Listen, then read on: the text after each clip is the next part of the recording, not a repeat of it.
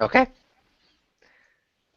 So, let's see what happens today at session 9 of our Out of the Abyss campaign. So, what happened last time? Well, last time we had finally gotten out of the Silk Road onto back solid ground, which some of us were very thankful for. And we continued to travel all on forward of trying to find a way out when suddenly the ground collapsed beneath us as tremors happened. And we fell down into what appeared to be some kind of already carved out cave system, which was very foggy, very the air was rather acidic, Mhm. and one of us, the NPCs that is, was gravely injured, but we were able to save his life in the fall.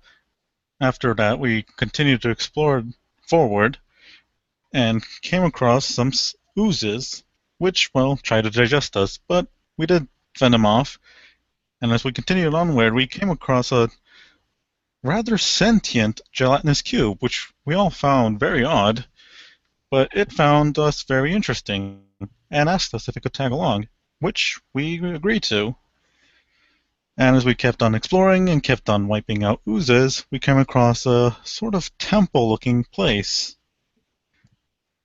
And upon further exploration, we found 4 very odd looking statues in it, and between all of them, a fountain, which Horvin bravely went up to and started fishing around in. And he managed to pull out a couple of trinkets. Other than that, they did nothing else in the temple and left it, and continued on to another cave. And in it, they found a very large pond, which depths, or even if it led anywhere, is unknown to them, which we're about to find out. Exactly. Yeah, I think that was a great summary. Anybody has anything to add? Spiderbait died. Poor Spiderbait. And, well, we poke Theron's eye out. Yes. Poked Theron's eye out, which nearly killed Everyone. Theron and me, Ooh. mainly. Yeah, Theron and you. The other Was that thing all in that the same session? Yeah, that was last session. Oh. It was just after the Silk Roads, if you remember. Mhm. We were resting, and I started. And Theron brought it up. exactly.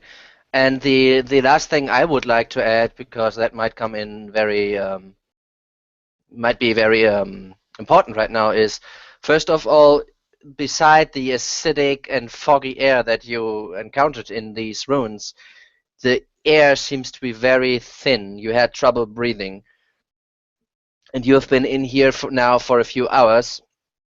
And during that time, you realize that the air gets thinner with each minute, basically.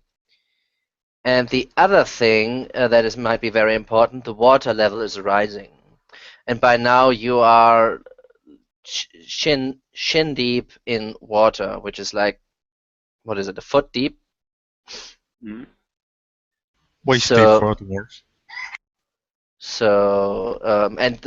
yeah, you came to the pond, and you see the pond. There's nearly not a waterfall, but there like it drops and drips very rapidly in this room. So the water comes out of this area, and yes, I mean, I think there was something you wanted to speak about because of last session, because of the stuff you found. But other than that, let's get started. I think Orphan took note of what he found. We haven't shared with the rest, so at the moment he should have the notes. If not, they're in the Let me just party. open up one note. Yeah, it's on the shared panel. The things that you found are also there. I took note. Yeah, Horvin pretty much decided he would split the loot evenly. Okay. At least the gold wise. I mean, the items wise, Gold-wise, let's not worry about that because numbers. When we get to spend, we can worry about golds.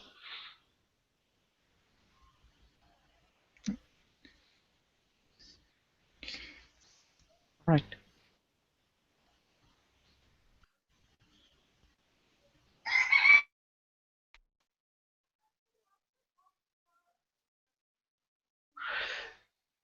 If I recall correctly, Valgrim was carefully beginning to tiptoe into the pond because it was really dark and he couldn't see. Carefully. Yes. So the room 6 is where you were in right now, right? Yeah. You cannot see the bottom of this pond, but you see the ceiling is just 10 feet high. So, okay, maybe as a dwarf you might have trouble, but a human would be able to if he stretches to reach the ceiling, right? Mhm. Yeah. So you get into the water, and it isn't super steep. So as you step inside the water, you feel that it's cold. Too cold? And Or just unpleasantly no, cold? it's under, you're under the earth, right? So there's no, at least not in this area, it seems, no source of warmth. Is it very deep, the pond? Is like there a way we can swim through? When you get deeper inside it, you will probably, as a dwarf, you will end up like just under your chest, deep. So what would it be, like 3 to 4 feet? Maybe 3 more, like more than 4. Probably 4. Worst can be yeah, no, 3, 4, 3.5. I'm assuming it's pitch black down here, right? And Langston can't Yeah. see anything. Okay. I don't know. I like you were tagging along. I mean, No, my shield is shining, so you can see. Yeah, so his shield is Okay, shining. cool. It's just So the water is dark and we can't see through. And I'm trying to see if there's anything below. Yeah, when you dip your shield under the water, it is just very murky water, similar to the water you encountered when you were in Slupludup. Oh, great! This is connected to the dark lake. Well, should I go first? Because I'm a little bit taller, so if there's any, like, drops, Felgrim, you won't fall in and start having to swim. I don't think there's a way down, Les. Okay. Yeah, and as you're searching along underwater and you feel with your feet probably like, is there something, a tunnel? Indeed, there's not. There does not seem to be. You can give me an investigation, actually. Okay. Investigation, where is it? Is. Can I go around and start poking with him to help? Sure. Okay, then I'm gonna start doing that.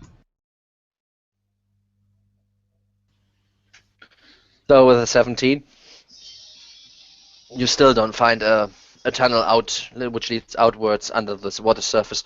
However, the water coming from the ceiling, as a dwarf, you realize, Falgrim, and Langston, you probably too, not as a dwarf, but as an apt learner, you realize that these cracks in the ceiling are fresh. I'm pretty sure you could break that. But that was supposed to be Plan B, yeah? Dwarves don't like water, especially this water. Do you think we even there have a doesn't plan? seem to be another way out.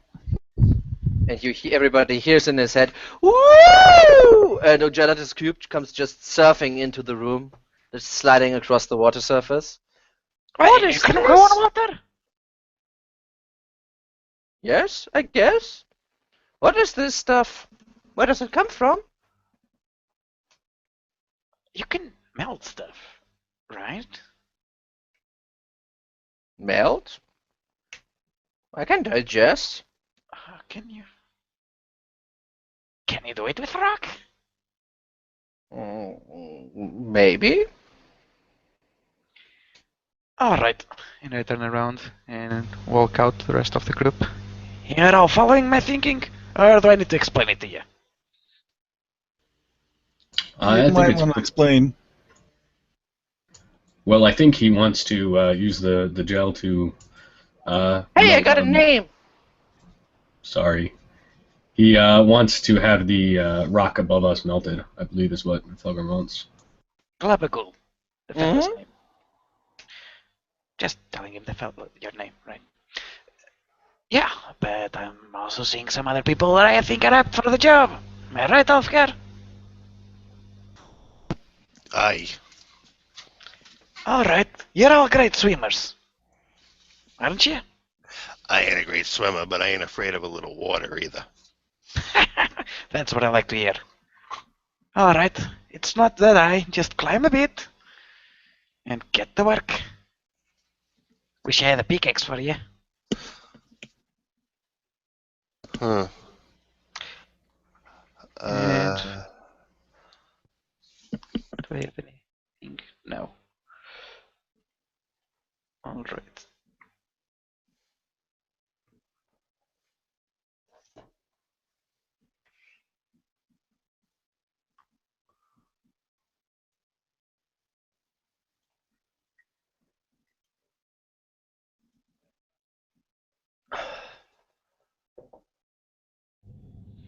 That's up to Armin to decide, I guess. Probably. Just figure that out on that side. Okay, so what's the plan here? What do you want to do? Like water is still streaming in, and it's slowly rising, and you feel the air is getting thinner and thinner here. All right, let's start breaking this rock. Let's go. Alright, I'll smack Ulfgar on his back. Good luck, fella. I'll be rooting for you. And I'll try to help him doing his job, breaking the ceiling.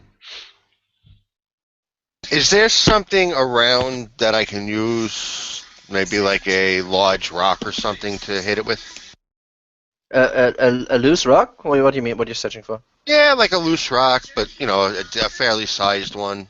Sure. I mean, you were at a little other part of this tunnel system, and there was a cave-in, right? This is why you were here, and it is very clear that this area also had these tremors, and this seemed to be the reason why there are the rifts or the cracks above you. So I mean, there are also loosened stones that fell underground. Probably Falcon probably stopped his toe on one. But okay, so that's what I'm gonna use. Okay. So what do you want to do? I mean, the water comes out of the ceiling, right? Yeah,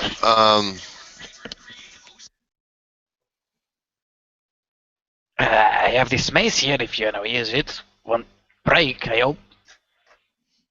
I mean, it's not dwarven craftsmanship, but it should help. should never ruin a perfectly good weapon. These rocks should suffice. I don't know about you, but I'm running thin on air. Just put some back into it. Okay. I am! You're standing on me! Since you're a dwarf, you probably need some help to get up, which is Falgrim. So what's the plan here? What do you want to do? You're a pretty big heavy dwarf, though. I mean, I can try to lift you if you want, Ulfgar. Do you even hoist, bro? I probably can hoist Ulfgar. I mean, it's not the greatest, but I mean, Ulfgar, what do you want to do? How do you want to do this? Well, I'm trying to debate if a boost is better or just hurling big rocks at it, but unfortunately, I think a boost would potentially be better, but if something caves in or something, we could be screwed. I mean, as I said, the ceiling is above 10 feet above the water surface, and the water surface is another like 3 feet down, right? So it's about 13 feet you need to. And I'm only 5 feet. Alright. Well, upon seeing the difficulty the guys are having, Horvin will pipe up and say, "Well, I could just try to punch it from afar. I mean, you guys seen I can do that, right?" Alright, let's stand in a corner. Where's this crack? It's all over this ceiling? Yeah, like the whole ceiling. That's actually like, as I said, there's no real waterfall. It's just like here and there, all over the place, coming down. So it's loose all above your heads, basically. Like. Alright. First things. Langston pipes up, and he says to Horvin, he's like, Horvin, I don't think we need two people with broken hands, and he just lifts up his hand. I wouldn't actually be hitting it with my actual hand, you know. We'll say what you mean next time, okay? Start cracking! Do your work! Right, right. I turn to the rest of the group just before you begin doing that, and I tell everyone to basically grab something. Hold on, Shushar. I tell Pupita to translate to stay at the end, and if someone needs like dragged by the current, to try and help them. Yeah, but Peter is not with you anymore. Oh right, Emeth. You Okay. can translate, I think.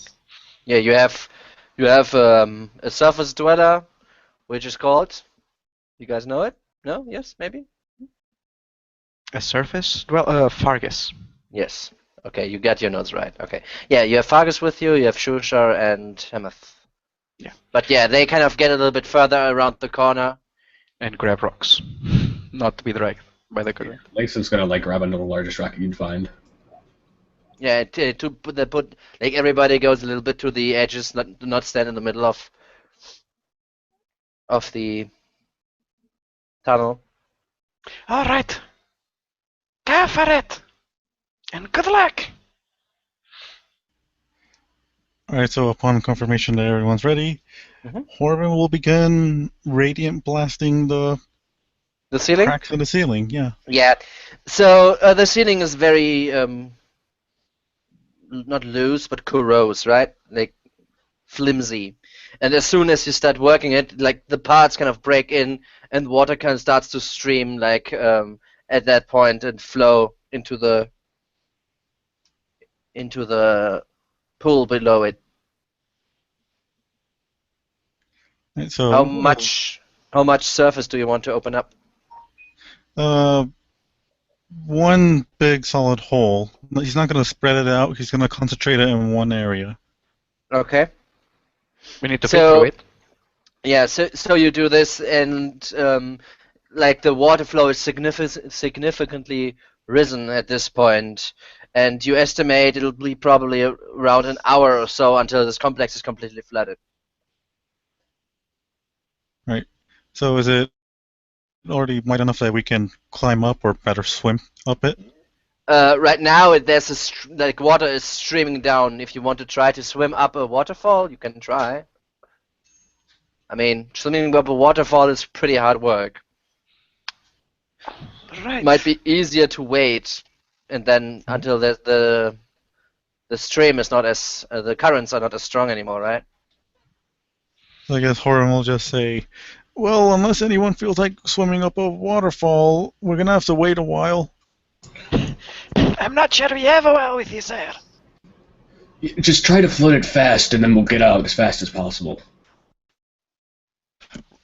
I say right Aye. before the cavern fully fills, you take a deep breath, and as I'm it taking deep breaths. go up. Oh, last hour. It's a little water. Stop being a wuss. Okay, so as you stand there discussing, like you were chin deep by now, you're like nearly, what is it, up until mid of your thighs, the water, and it is this murky, not translucent, not translucent, this murky light swallowing water that now streams is cold and streams along your bodies, trying to grip at you. The further the actual hole opens, and some parts of it start even to break in due to the stream that now flows into these tunnels, and yeah, it's starting to catch on and get a little bit faster, and it flows and flows, and Remember, try to follow the light of my shield. And swim up. Keep going, Arvin. You got this. Okay, and Horvin, as you open up a little bit more here and there, it starts to fill up faster and faster, which is a good thing because the air is getting thinner and thinner.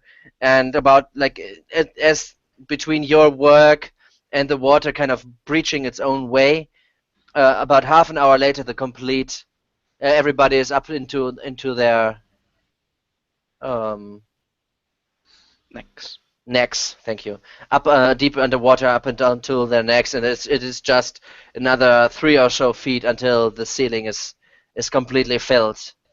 You will soon be. Everybody will be underwater. not able to breathe, not able to communicate anymore. All right, Emmett, Shusha probably knows this best. Tell him to lead us. I'll follow him, and you'll follow the light of my shield. Sound good? I take my shield, and instead of having it on my arm, I like wear it around my neck and Around your back. Yeah, basically. This Alright. is silk. I think it works. Sure. Easier to see. Sure, easier to swim. All Of right. course. And better. with that, the complete complex is filled with the water, and everybody at this point realizes or feels that the stream slows down a little bit. There's still some stream. There seem to be cracks here and there, but now that the complex is filled, the streaming water starts to slow down a little bit, and immediately you feel like Shusha kind of swim towards the open room where the holes in the ceiling are. I follow him Right. as close as possible. Langston tries to follow Falgrim's shield if he can see it. Yeah, so Or this what take a deep breath. Ulfgar So is going to make sure to go last, so in case anybody's straggling. yeah. So again, this water is very like it seems like it is swallowing the light itself. So where your shield normally does what 40 feet of light radius, like 20, right? 20 light, right? It is just like maybe 10 feet of actual light that you produce. Like there's no bright light, and it is just like 10 feet away from you, and then just darkness. So you actually need to like keep together fairly close. If you want to follow the light, right? But Shusha leads you without much trouble upwards. Is anybody wearing heavy armor? I think no one has heavy armor. We have chain shirts, but I don't think that even weighs much. Okay, nobody has problem except Langston. You have severe problem. You don't have you have just one arm you can swim with and your legs. You have armor on you as well, like a little bit different than the rest of your comrades, right? Yeah. So you have real big trouble to swim. And you realize, like, when you start to struggle and Falgrim kind of catches up, well, sorry, Falgrim, Ulfgar kind of catches up with you and tries to push you along, you see that, like, suddenly, like, two big eyes appear in front of you, and you yank up, and you're like, what is happening right now? You're a little bit under shock, and you realize this is Shusha, and he grabs you by the good arm and tries to pull you out and help you up. Still, please give me an athletics check. I am assisting him to any effect that I can. Yeah, so with the help of Shusha and Ulfgar kicking you in your ass to get going, everybody makes it to the top of this pool, and you find yourself drenched in this water, and you find yourself like in some outcropping arm, possibly from the dark lake. But there's a shore nearby, which when you get up, probably Falgrim is the first. Probably if Shusha went down, yeah. Yeah, probably Falgrim, Horvin are there, and then the rest are kind of shortly after catching up. Is everyone here? Langston, thank you so much, you two. I owe you my life. He nods. As Or- Ulfgar surfaces, he's got some water in his mouth, and and it just happens to go right in Falgrim's face. He goes, that was strong. I'm sure this was just some water. Yeah, but this water indeed is very foul. Just like it tastes like rotten eggs and. You obviously have never You obviously have never eaten a meal in the arena of Thay. Believe me, this is good. Maybe. Did you drink it? Oh, Okay. So Horvin will just be checking the potion vial, see that they didn't get contaminated. The potion? And vial, Uh, yeah. yeah, the stuff you found in the temple, right? Yeah. Seems good. It is still cogged. Does not seem disturbed. Okay, good. All right. Don't know about you, but I don't like water. I think I've seen enough. How about you put some distance? Yeah, let's get moving as fast as possible. I may need some more help getting to the shore, otherwise I'll be a little bit longer than the rest. I'll continue to help you. Well, which direction are we supposed to go in now? Hameth? Yeah, Hameth looks around a little bit and says, we'll need to find another way inside the tunnels. From there on, I can find the way again, but I'm not sure. This is some outgoing arm of the Dark Lake I'm unfamiliar with right now. When we start moving, however, I'm confident. Alright, the rest you, buddy. Alright, form a proper marching line, you lads.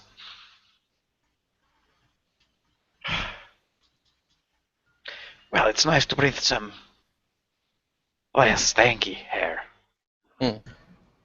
Yeah. Can't really call this fresh, right? No, not really.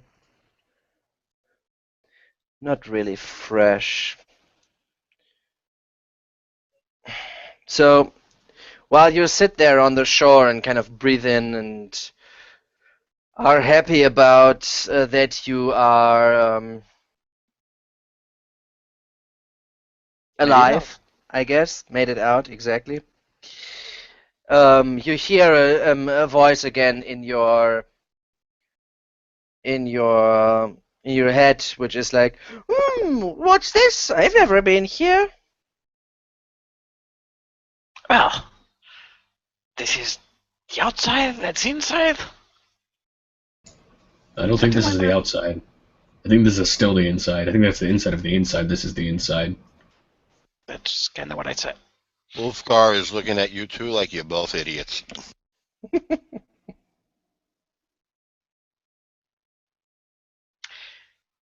Well, this is the cave complex of the Undertaker, Glabbagool. Sure. Wolfgar here is an expert, he can explain.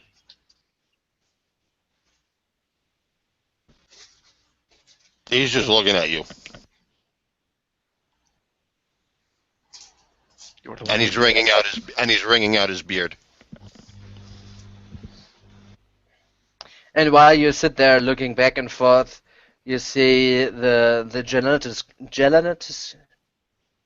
cube. Gelatinous? Gelatinous? Yeah, blah blah. Gelatinous cube kind of shake, and the water kind of cascade from its, what is it, height? Not really, right? Surface, I guess. Substance. Yeah, and you Membrane?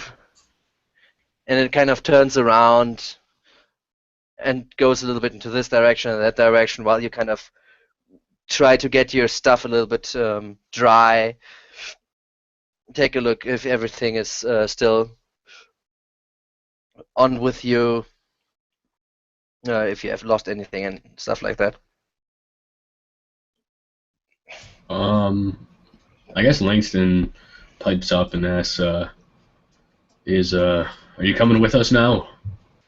And he directs it towards gelatinous cube, because I can't remember his name. Glabbagool.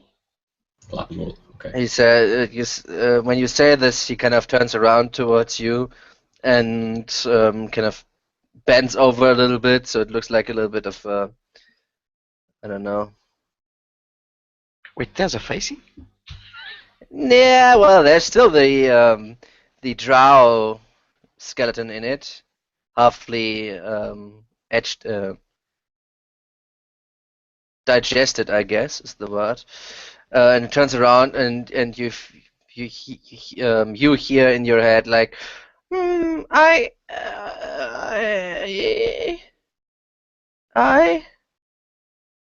I mean, where else do you have to go, really? I mean, might as well come with us at this point. We're kind of just a ragtag group of people. Might as well take on you as well. I mean, if it's all right with everybody else. I have no problem, but I'm not sure the Drager of the town will be so kind to him. Yeah, they probably won't, I guess. I. And then you don't hear anything anymore from him. Glabbagool? Glabbagool, hello? What's happening to him? Maybe he fell asleep. Langston is going to walk over to the Dark Lake and just start, like, getting handfuls of water and splashing it on him. No, that's not good. Let me check. And I look at him. Well, Theron isn't here because this would be his thing. And I'm gonna see.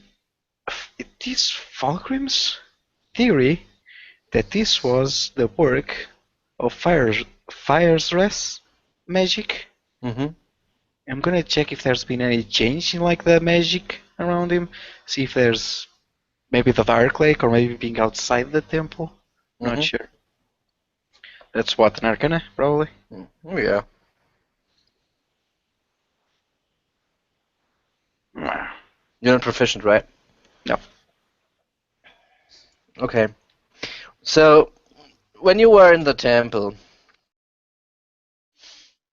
just from what you experienced down there, there was something going on. The air was acidic. There was these, obviously the temple in the middle, the shrine or whatever it was, right? There was these markings on the wall, and there was some residue magic in there, for sure. Where you are right now, right in here, it seems to be the Dark Lake.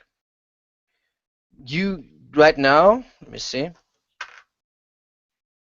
There is actually some Ferris Ras around, but it is like as you are in a rather large cavern with the water around you, like at least you're on the shore, and then there's the arm of water from the lake. It isn't net like it's just like what you experienced, what you came across while you were traveling in here. Like sometimes there is just these Ferris Ras like lights flickering around. But you don't, obviously, you're not in this acidic kind of environment anymore. You're definitely outside of the temple. I'm thinking that's something to do with being outside the temple. That its own magic, its own hair, which is faultless. I'm guessing it was good for him. Not sure what effect it's having on his ability to speak. So, does the water look like it's working? You splashing water on him? Yeah, you splash water at him, and it is just like when there's pudding and you splash water in it. It mixes a little bit. Most of it, however, just like splashes away. It is not moving right now. The Glabbagool is just standing there, still. Alright, then Lynx is going to stop and say, seriously, does anybody know what's wrong with him? Maybe he can't speak. I'm not sure. Glabbagool, if you can hear me, try to follow me. And I step a few feet back. I guess not. And as you say that, it slowly starts to move towards Langston, which is like roughly in your direction. Oh, maybe it can hear us. I hope it can hear us. Well, maybe it just needs to rest its voice? I don't know.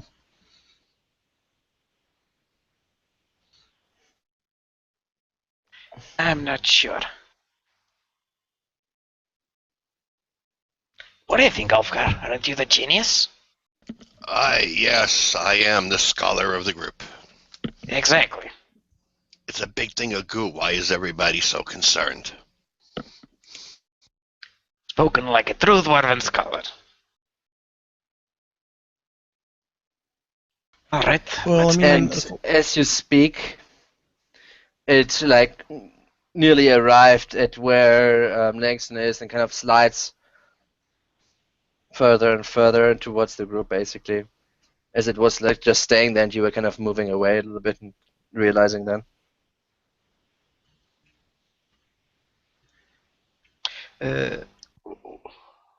So it's skipping? Sorry, what? It's still moving towards us, right? Yeah, it's moving towards us, but you realize this thing is slower than you are. Like it was slower than you were down in the temple, but it wasn't really an issue down there.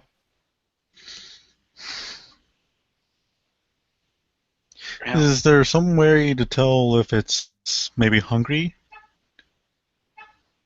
Like, Yeah, and would there be a way as you think to yourself, to check like that? it might be hungry. Yeah, sure, check that. How do you check it? Well, how would I go about checking it? Jump inside it. Or is that something I have to... That's a good question, lad. I don't know. We could offer him Terran. Yeah, and as you think to yourself, how am I gonna go about it? It moves to Langston and it starts to move around and just it attacks you, Langston. At this point, it attacks you and you get hit for 13 points of damage and it starts to engulf you. Please make a dexterity saving throw. Glabbagool, no! What's he doing? Hugging him? Looks Okay. like.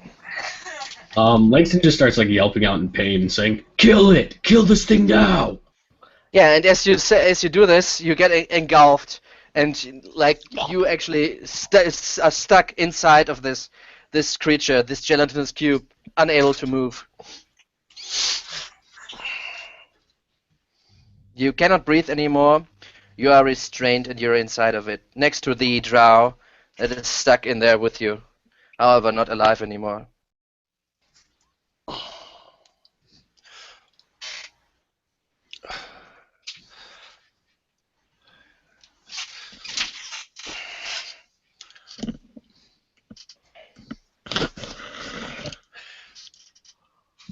Okay, Ofka, you're the first. First to react. I'm fucking muted. Sorry. How far in is he? He's in the middle of it. Like you see this, he's like, oh shit, like saying like kill this now, and then whoop, he's inside of it. So I wouldn't be able to reach in with my arm and grab him? You could reach in and try to Because grab him. Ulfgar would not fully understand this creature's composition anyway, but he would, I think, attempt to reach in, not jump in, just reach in and try to yank Langston out. Okay. So you reach in. When you reach in, you take 4 points of acidic damage. But you give him like you aid him on his escape, on like if he wants to try to grab your hand, and with combined strength pull out. Okay.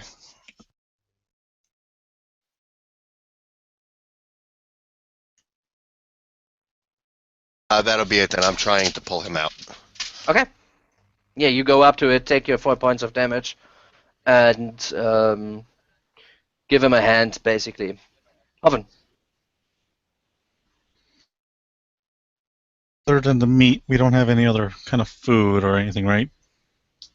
I think we already ate the meat on the last day, half ration. So we have nothing. Hmm. I was going to maybe try to give it something else to eat, but since we don't have anything other than ourselves, Run! I mean, it was sentient a little bit ago, and so Horvin is really hesitant to kill it. So, I mean, Horvin will wait to see if they can pull him out first. Okay. And when they do or when they don't, what do you want to do? If you want to ready an action? Well, I suppose he'll ready an action to... No, nothing he can do. Okay, then you other just than wait. attack it. Langston. Yeah. Langston's gonna panic as fast as he can to grab onto Ulfgar's hand to get out of there. Okay, give me a strength check with advantage due to the help of Ulfgar.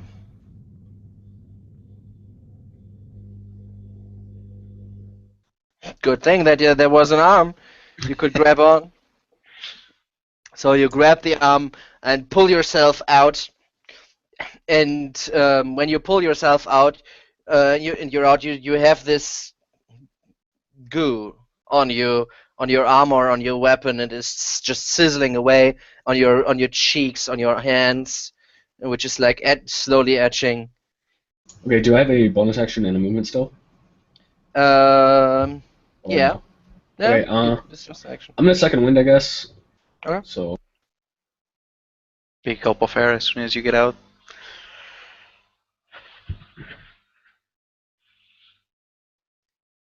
alright, and then I guess I'm going to. I'm just gonna stay there. I'm not gonna use my move. You stay there? Yeah, Okay. I guess. Falgrim. Froggy would step up. Alright, clear path! Would it be possible for me to get there and angle a wave so it doesn't hit anything but the cube? Just push it away? Sure.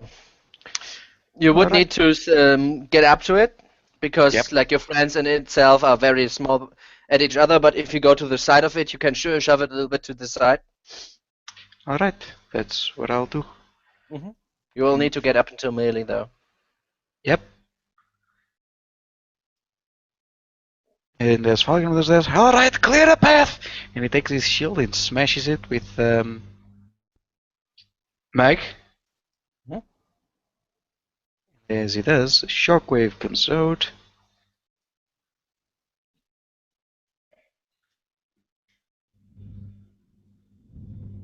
Okay.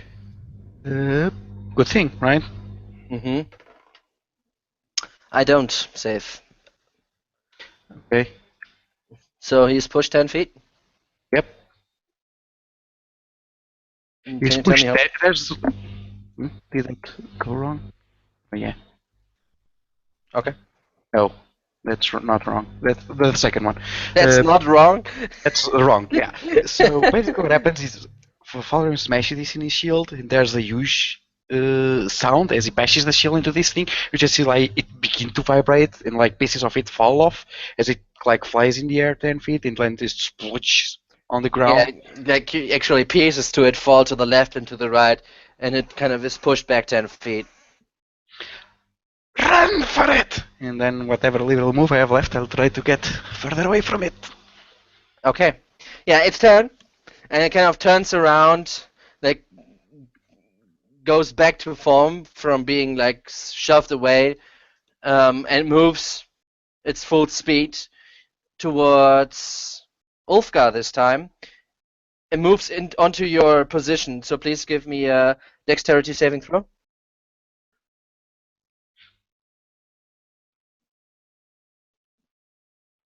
You too, as it slams into you, you're a little bit surprised. You still seem to not understand what this thing is about, and you get engulfed by this thing, being stuck now inside it as well, where your friend was a few seconds before, taking 11 points of damage. Well, it's acid damage if that matters. Your turn. Okay, I'm gonna try to yank myself out. So that's strength check. Mm-hmm. Athletics, I think, or just It's strength? strength.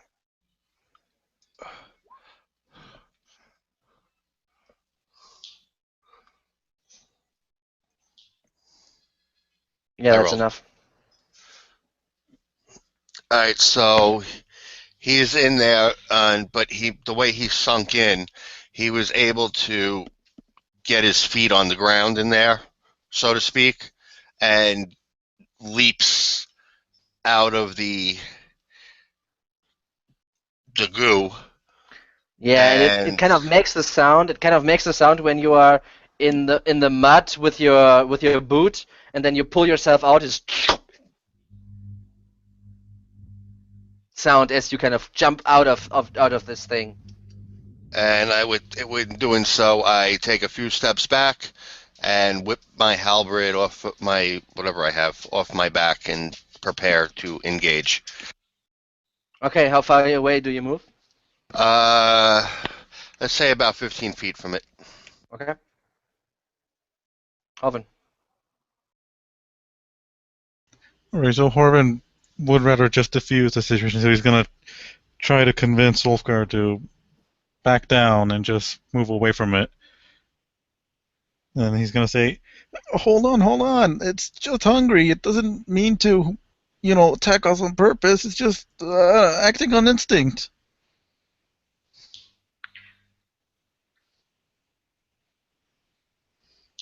And what are we supposed to do? Let it eat us? Okay. We can is find there- something for it later. And I guess that'll be a persuasion, right? I mean, player versus player. It's for them to do whatever they want to do, right? Yeah, I'm just looking something up. Hold on 1 second.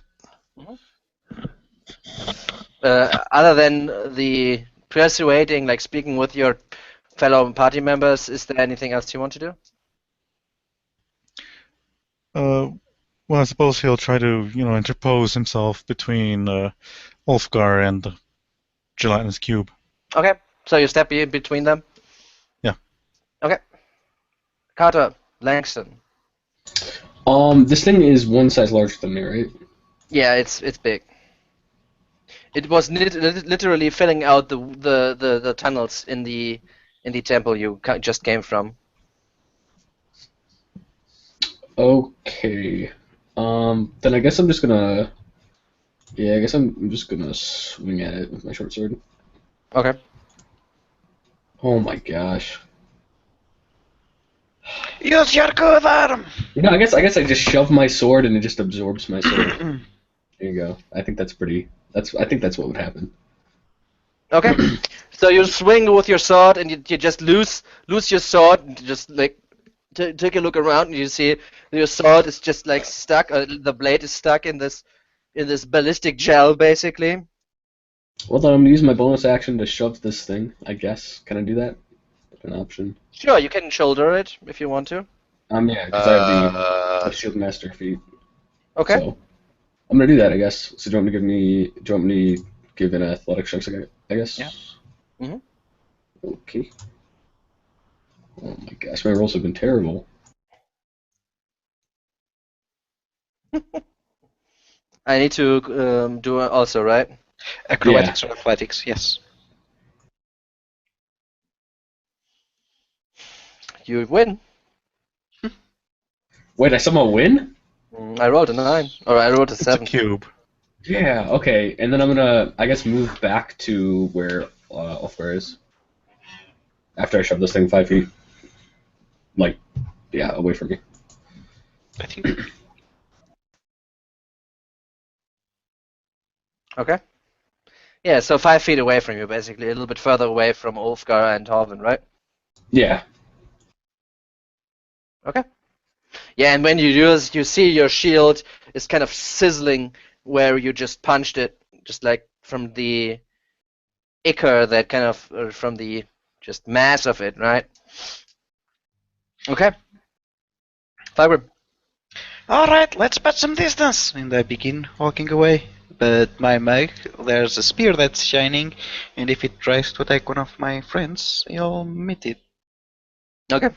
But otherwise, I just move away to the rest of the group. Not Ulfgar, but like Shushar and everyone else. They're probably a safe distance away. Yeah, and it just moves again forward, this time again against Langston, and moves up to you, trying to swallow you again. Give me another dex save, please. Who is that? Langston.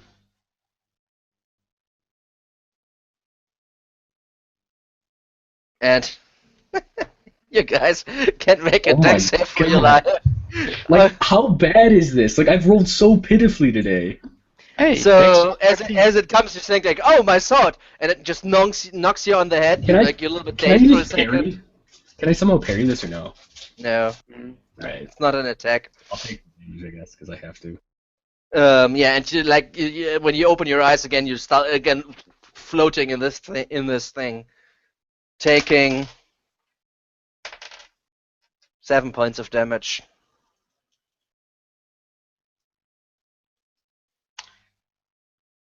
And she has spear like come through in.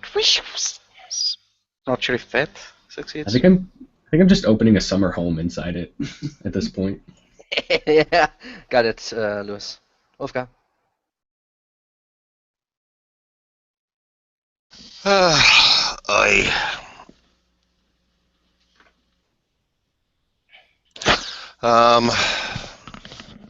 Damn it. You had to go in them. All right, Ulfgar would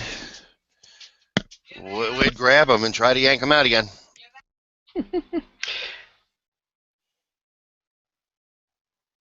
Okay. Oh, Okay, run! I just read up on this. So you actually can try to pull him out if you want to on your turn. Oh, okay. So strength. Mm-hmm. You will take damage, however, right? Yeah, I'm aware of that. Okay. So you take 17 points of damage. Ouch.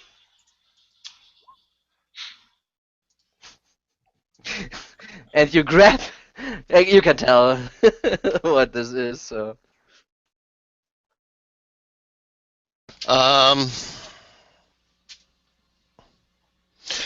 Ulfgar reaches in to the cube trying to grab Langston. However, the sting of the substance of this creature causes him to fall off to the side.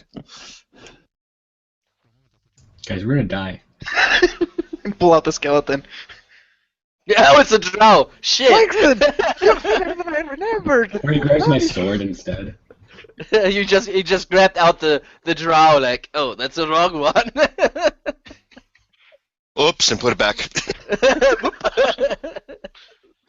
All right, Skeleton Hobbit. says, "Thank you." Whoa. And then get pushed back in, right?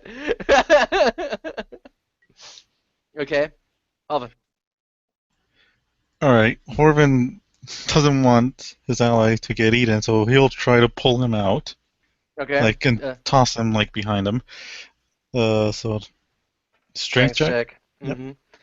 8 points of damage. Okay, yeah, that's got to do it. Why? Still 8 How? points. How? The barbarian doesn't do it, Karma? but the pretty monk does. Yeah, so with a crit, I can definitely just toss him back like behind me, right? Yeah, you pull him out And my sword, right? He grabs my sword too. and shoves you out, and you're just like, ugh. A little bit dazed as you stand there. Now run, you fools! Okay, anything else you want to do, Hobbit? He'll stay between the cube and the others. Okay. Yeah, I mean, you can either stand between you and Langston, or well, Ulfgar is next to it and just like on one arm right now, like taking a look at his arm. Which one is more melted? The arm, I guess, is pretty melted. But he is in melee, so you cannot stand between them. Right? He was just at the thing, so you stand between Langston and them. All right. Langston. Okay, well, can I drop my shield and pull out my longbow? Your longbow? Sure. Yeah, okay. I'm gonna do that, and I'm gonna shoot an arrow at the creature. Okay. Oh, hey, that's pretty good. Yeah, the arrow gets Can lodged Horton inside. accept And then I'm that? gonna use maneuvering attack because it just says weapon attack. Can I do that? It's a ranged attack. It's a weapon attack, or is it a It ranged just says attack? weapon attack. Then should be do. But I mean, you can intercept that if you want to answer that question. I'm just. I have this However, all- you just detract from the damage or from the armor class. I would detract from the damage if it did Okay. hit. Yeah, it hits. And if I like detracted all the damage, I can just catch it and hold on to it. Yeah, you can throw it back at him, right? Well, I am No. using a die, so I do have to roll my maneuvering die because I said I was going to do that. So Okay, yeah, then add on top of that. But I mean, if you want to Okay. intercept that, you can. Since you Yeah. specifically said you're standing between them. Yeah. So Oh, as you see Langston trying to shoot this arrow to try to allow Ulfgar to move on his turn, on my turn, to help him get away from the ooze, you see just Horvin just catch it out of the air and just ruin it all. yeah, but I mean, Ulfgar still hears the "Come on, we gotta go." So he still gets to move? Yeah. Okay, cool. Ulfgar, you get to move half of your speed without provoking attack of opportunity. Huh? You can move 10 feet without provoking, so you can back away 10 feet if you want. I use maneuvering strikes. You can move half of your speed away from the same without provoking attack of opportunity as a reaction. Duly noted. Right now, not on your turn. Right now. Oh, right now? Alright, I'll move 10 feet away. Okay. So yeah, you stand up, like still a little bit grudgy about your arm, but move away from it. Fire him. Just get away from it! And what can I do to help him? Not much, so just as I say this, my mag shines again, and this time an hammer goes towards it. As I'm still trying to, like, distract it. Mm-hmm. Okay. Yeah, take damage. You hit. I assume it's great on dex saves. It looked like really dexterous. Mm-hmm. Super dexterous. Right? Yeah. That's it. Very clumsily, it doesn't dodge. Now it moves up to the target that is in front of it, which is you. This time, Hoven tries to swallow you again. So give me a dex save. For the first time, actually. Okay, yeah, you just easily step back, and it just stands there where you stand right now. If you want to, you could still stay where you are. Horvin will move to the side, Okay. since directly behind them was Langston. Okay. Yeah. So yeah, right now it just stands where you stand there. Kind of is still moving to your general direction, but that is his turn. Ulfgar. Ulfgar um, picks himself up, grabbing his glaive. That's what I have. Mhm. And he's got this crazed look in his eyes, and he just charges the thing, swinging at it. Okay. Add So two there to goes that. that plan. Please, running away, not Ulfgar. Add two to that, Simon, because I'm raging. Okay. Yeah, got it. Your weapon is still like a little bit sizzled from last time, right? I don't know if you. Dave? I'm looking. Hold on. Where the hell did I put my notes on this thing? It should be on your prime page. Damage -1.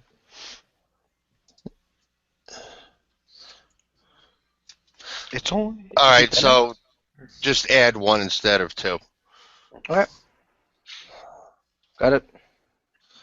Because I Yeah. can't figure out how to change it. This stuff in this. Yeah. We can figure that out later, but it doesn't matter right now. Got it. Okay. Yeah, you run to it and leave a deep gash inside it. And I'm done with my turn. Mm-hmm. Got it. Alright, so with that, Horvin will more Yes. yell to Wolfgar, cut it out! And he'll try to pull Wolfgar away.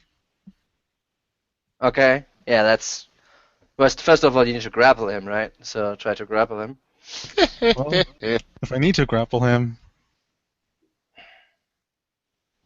what would that be? A strength check? Athletics. Athletics or acrobatics, or is it just athletics for the attacker? I think it's For the attack, it's only athletics. For the just defense, athletics. just Okay. athletics. Okay. Alright.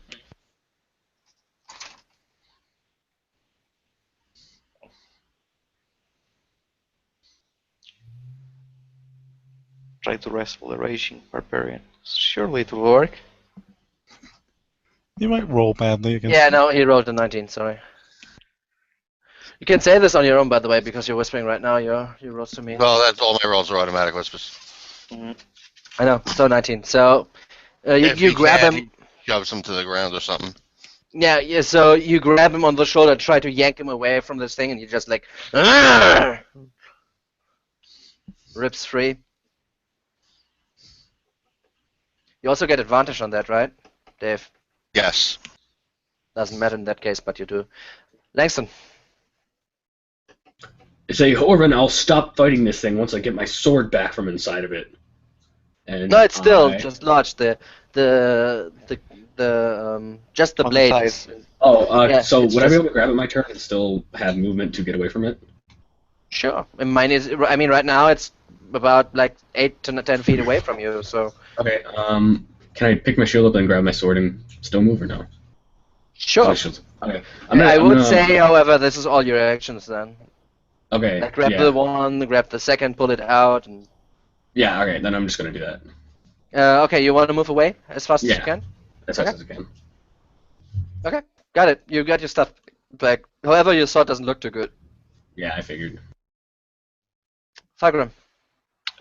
I go over to Orvin and help him up. I think Ulfgar is in Ulfgar mode. Mhm. And I'm afraid we can't save this one. And this time a sword comes out. And as expected of swords. Yeah, it hits. And just. Pff. Yeah, Falgrim's not really concentrating. He's just trying to get Orvin away. I don't think you can stop him. Okay. Anything else you want to do? No. Just helping Okay. Orvin. Yeah, okay, so now you're just, again, Ulfgar, you're against this thing, and it again just tries to move into you and engulf you whole. Other deck save. Does my danger sense take effect here? Yeah, you're not surprised. You saw this coming. It's just like if you can dodge to the side. However, you just take 6 points of damage since you're raging.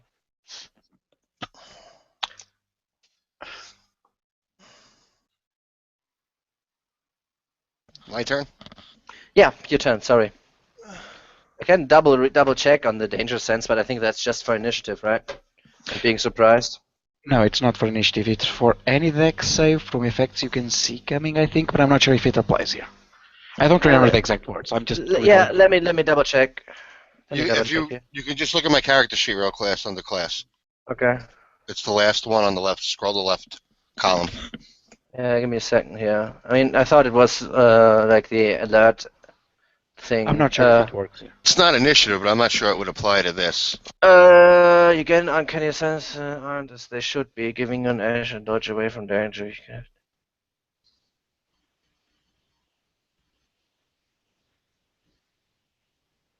Oh, it would. I think it would. I mean, it's a little bit edgy because of the wording, but I say yeah in that That's case. why I asked. Yeah, I'm not sure. So I'm not sure if that's actually a save then. 12 is not enough. Okay. All right. So oh wait. So I'm engulfed by it, right?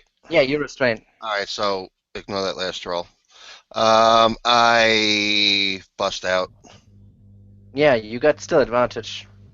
Yeah. Oh, good that you got advantage. Okay. Yeah. Yeah, you're losing a little bit of your strength at this point, and just like manage to get free as you feel the acidic fluids kind of sizzle to the area where you were just stuck in. Yeah. But So he that's pulls great. himself out, and he's like, Yeah, you still have your movement and your bonus if you want to. Well, I don't really have a bonus. I'm going to, obviously from being in there and partially suffocating, even though for a short period of time. Multiple times at this point, right? Yeah, Elfgar, that's what's making him mad. He does back away about 15 feet. Okay.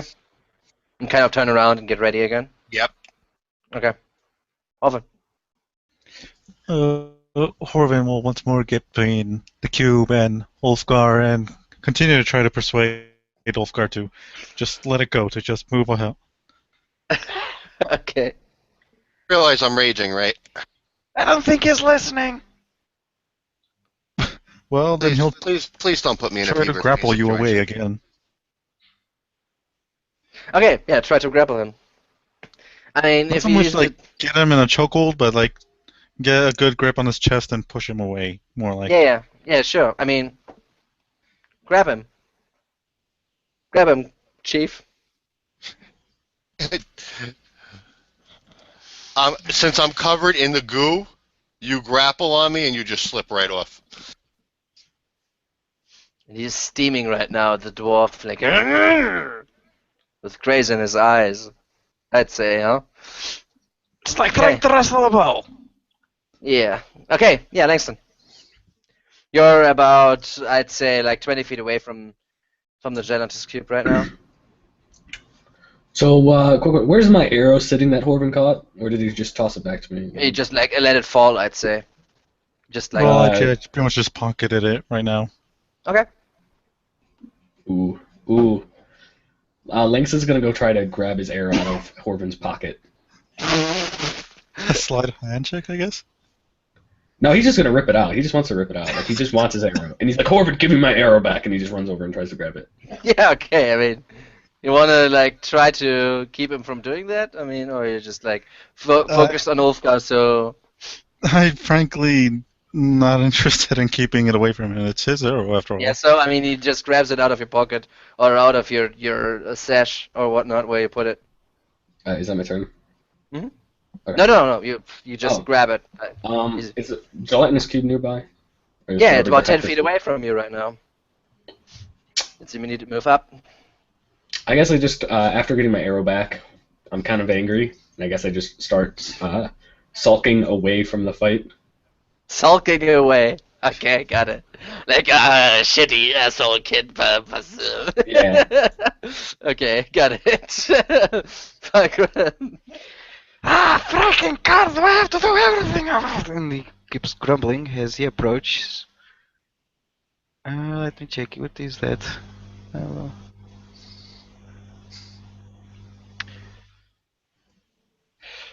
As he approaches, already says, just give it up. I don't think you can change the stubborn dwarf. I know. Trust me.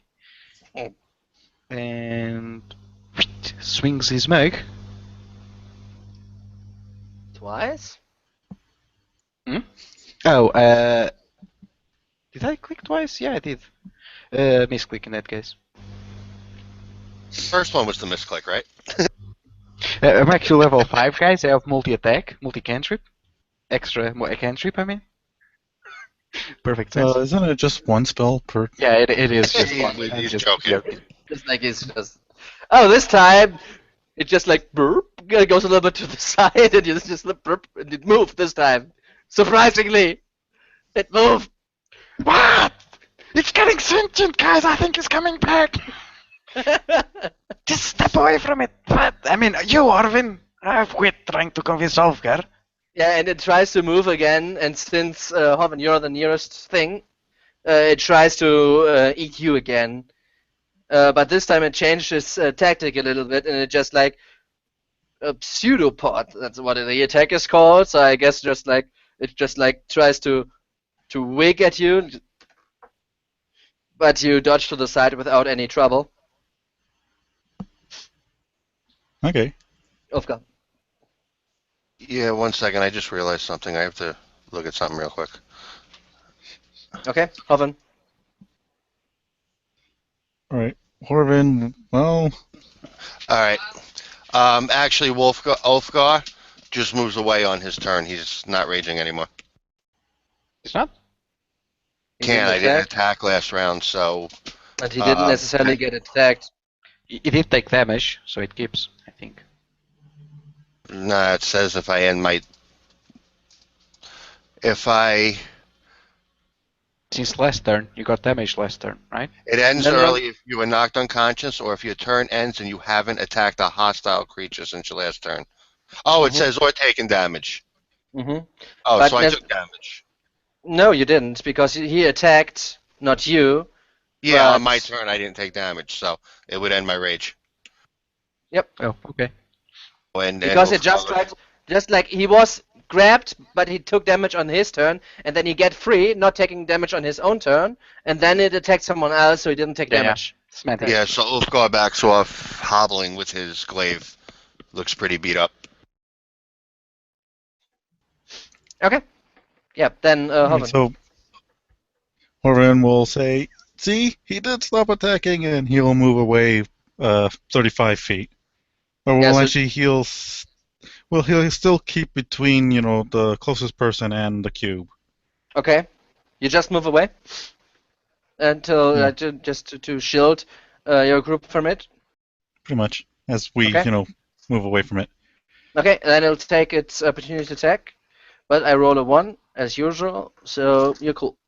So you can tell like what happens here. It basically just warbled. I didn't even notice, and I kept on moving. Okay. Yeah, and you move like 20 feet away from it, because 25 feet is where Ulfgar is, because you said like he's moving away, not running. Didn't sound like double movement, right? I'm hobbling away. Yeah. So yeah, anyone else wants to do something, because it's not as fast enough to catch up with And you actually, guys. well, since I didn't take an action, I will dodge. Yeah, got it. I don't think it can catch us. Let's just keep some distance. Uh, Langston can you cradles his remind me arrow. for a second? What was it? That was just the skeleton, right? The mace that we got? Nothing else, right? You had a mace, and you found a dagger No, the inside. dagger. The dagger was Inside. from the fountain, wasn't it? Yes. Speaking inside the cube, there was a mace, the drow skeleton, some coins I don't care about. Anything else? Let me see. I think not, but let me see. Yeah, that's what I think as well. Which is just, I mean, if there's a backpack in there. Damn if there's rope, man. I'm gonna go get inside this thing. You should have said something one of the 20 times we were in it. There's a mace and some electrum. Nope, nothing else. Alright, let's keep away from the glowy thing that's obviously bad. Do we really need another thing chasing us? I don't think it'll chase us far, Lev. Alright. I mean, I'll I'm give it a walking couple and I'm hours. outpacing it. It's pretty Yeah. sad when a dwarf walking it outpaces you. Langston's like super tempted. Like he looks at it and you kind of see like his eyes go wide and he looks like he just wants to mess with it. Just leave it alone. You can hear the wood on the staff of the glaive cracking a little bit from Ulfgar squeezing it, and he looks really pissed off right now. Oh, and Horvin, if you ever touch any of my things again, I will personally break your hands. Well, look, desperate times and all that. Desperate times my ass, that thing was trying to kill us. I'm telling you right now, if you touch any of my things again without me saying so, I will break your hands. Well, I'll come in hand when he needs a potion. Okay. Easy out, lads. Easy out. It's all good. We made it out. What's a few acid burn compared to a broken head by the drow? Keep your head on the bigger picture.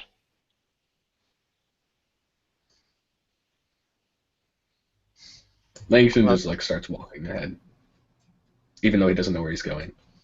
just random direction. Like you're running into the water right now and realize it like 5 minutes in, like, oh shit. It's actually this way, Langston. Emmett is okay. Yeah. So, okay.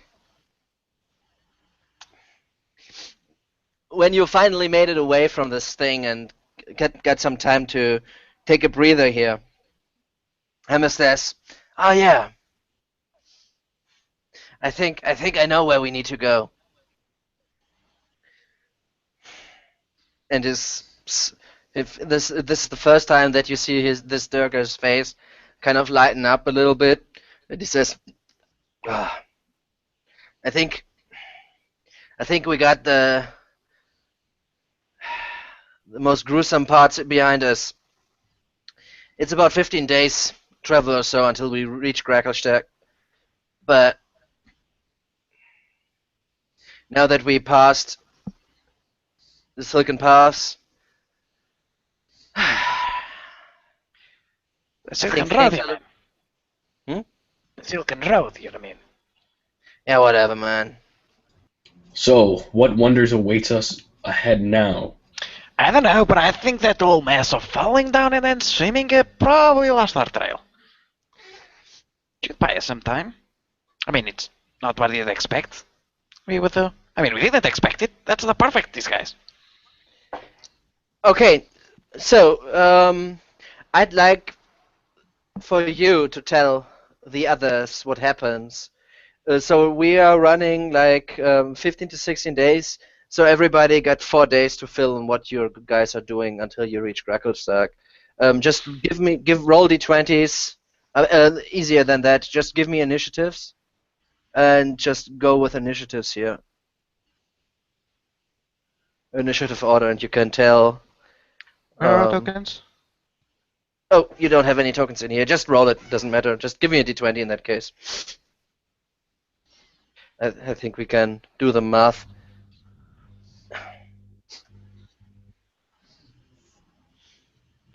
Of course. Okay, Langston, you go before Falcon. Doesn't matter. Okay, Ulfgar. Yeah. So, what happens in the first 4 days of your travel? Well, the first day, Ulfgar, pretty beat up from the battle and very, very pissed off. Really doesn't say two words to anybody. And when it comes to the first rest, he just sleeps the whole time away. Um, by the second night, he would. All right, first off, he would have a as civil as possible conversation with Horvin, nicely warning him to never step in between him and an enemy again. When he is focused on battle, anything that gets in between him and his foe can be destroyed. And he also lets Falgrim know that he is not keen on his coward ways. Coward ways! Coward ways! Oh, that just tickles me beard!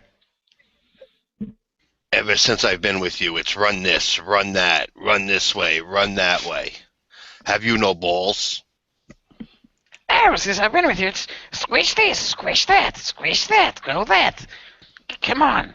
Be a There is little inventive. no greater honor than combat. And Well, I mean, vanquishing great foes.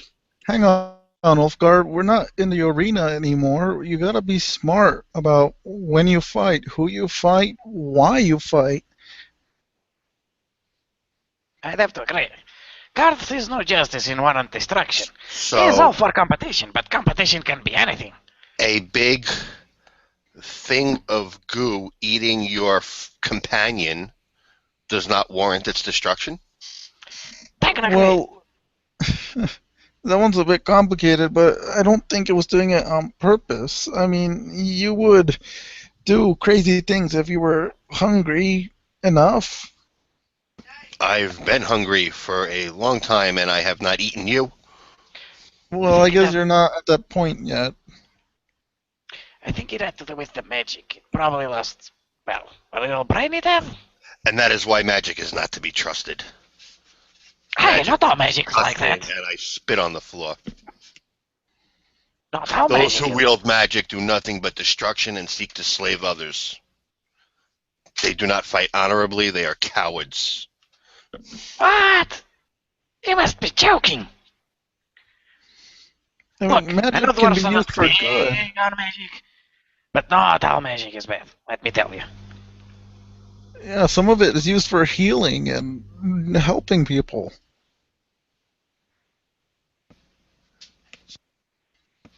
let me introduce you to my first master, and we'll see how you feel about magic helping people. Magic is a tool. It depends on the wielder. I will not deny it. I mean, I've seen my fair share that Ilvar was a piece of work. But I've also seen quite miracle workers with magic. You wouldn't believe the things they could bring back. Families reunited. Back from the brink. I don't quite understand your concept of time, but I do know that I have been around a long time. Never once have I seen magic used to benefit anybody. What about Let me Paul Fargus over rephrase there? that. Last time I checked, he would have died at least 2 times. And how about your weird friend over there? And he points towards Theron, assuming he's there, would flame near my head during battle. He's probably asleep or something.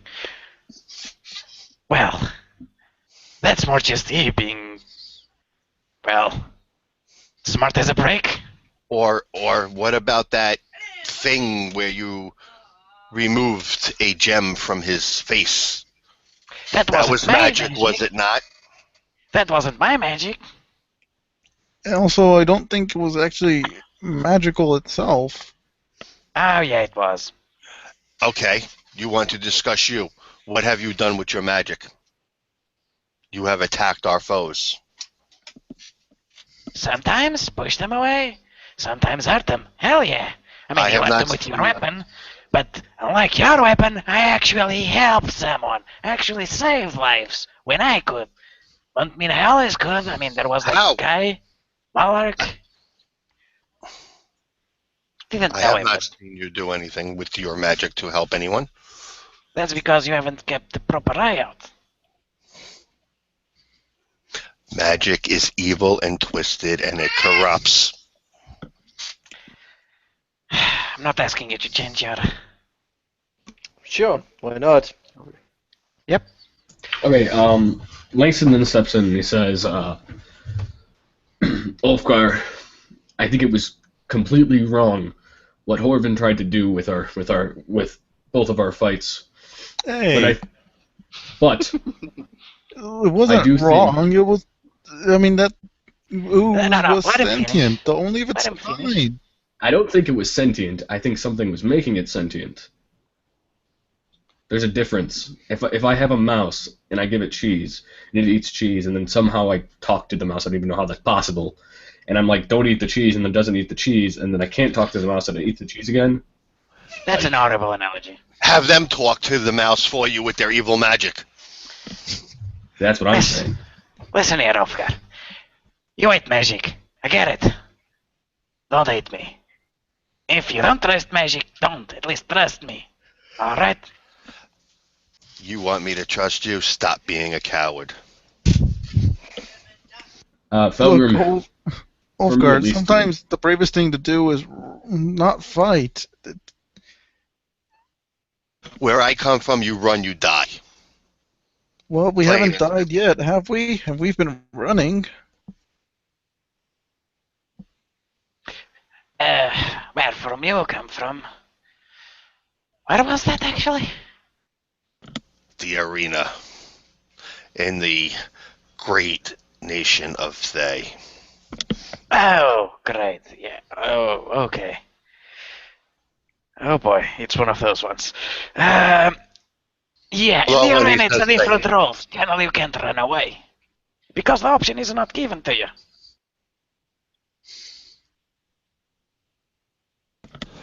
I had a friend once.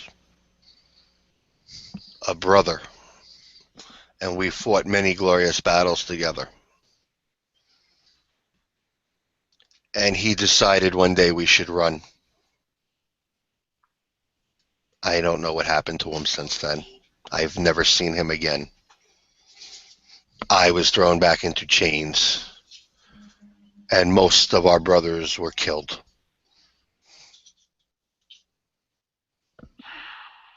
Running never brings anything good.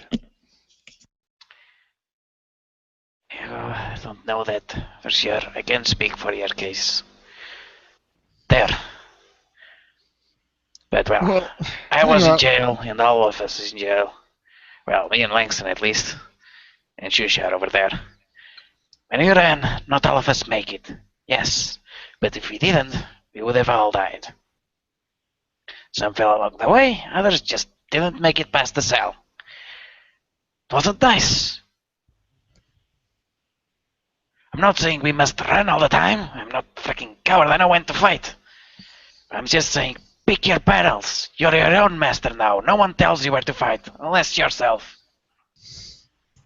I definitely think we probably could have fought that thing. Then, when there's only two of us going at it and one of us is always stuck inside of it, I don't think we can fight it that way. But, there was four of us and two of us weren't really doing anything, so. I think we could have fought it, just keep away and keep licking it, but I mean, what's the point? Even if you defeat it, what? You get a thunderous applause? No, there's no audience here. Does anyone shower you with gold coins? No. It's one less thing to worry about down here. Oh, you can beat a big blob of jelly, yeah! Nah, that's not the card's way.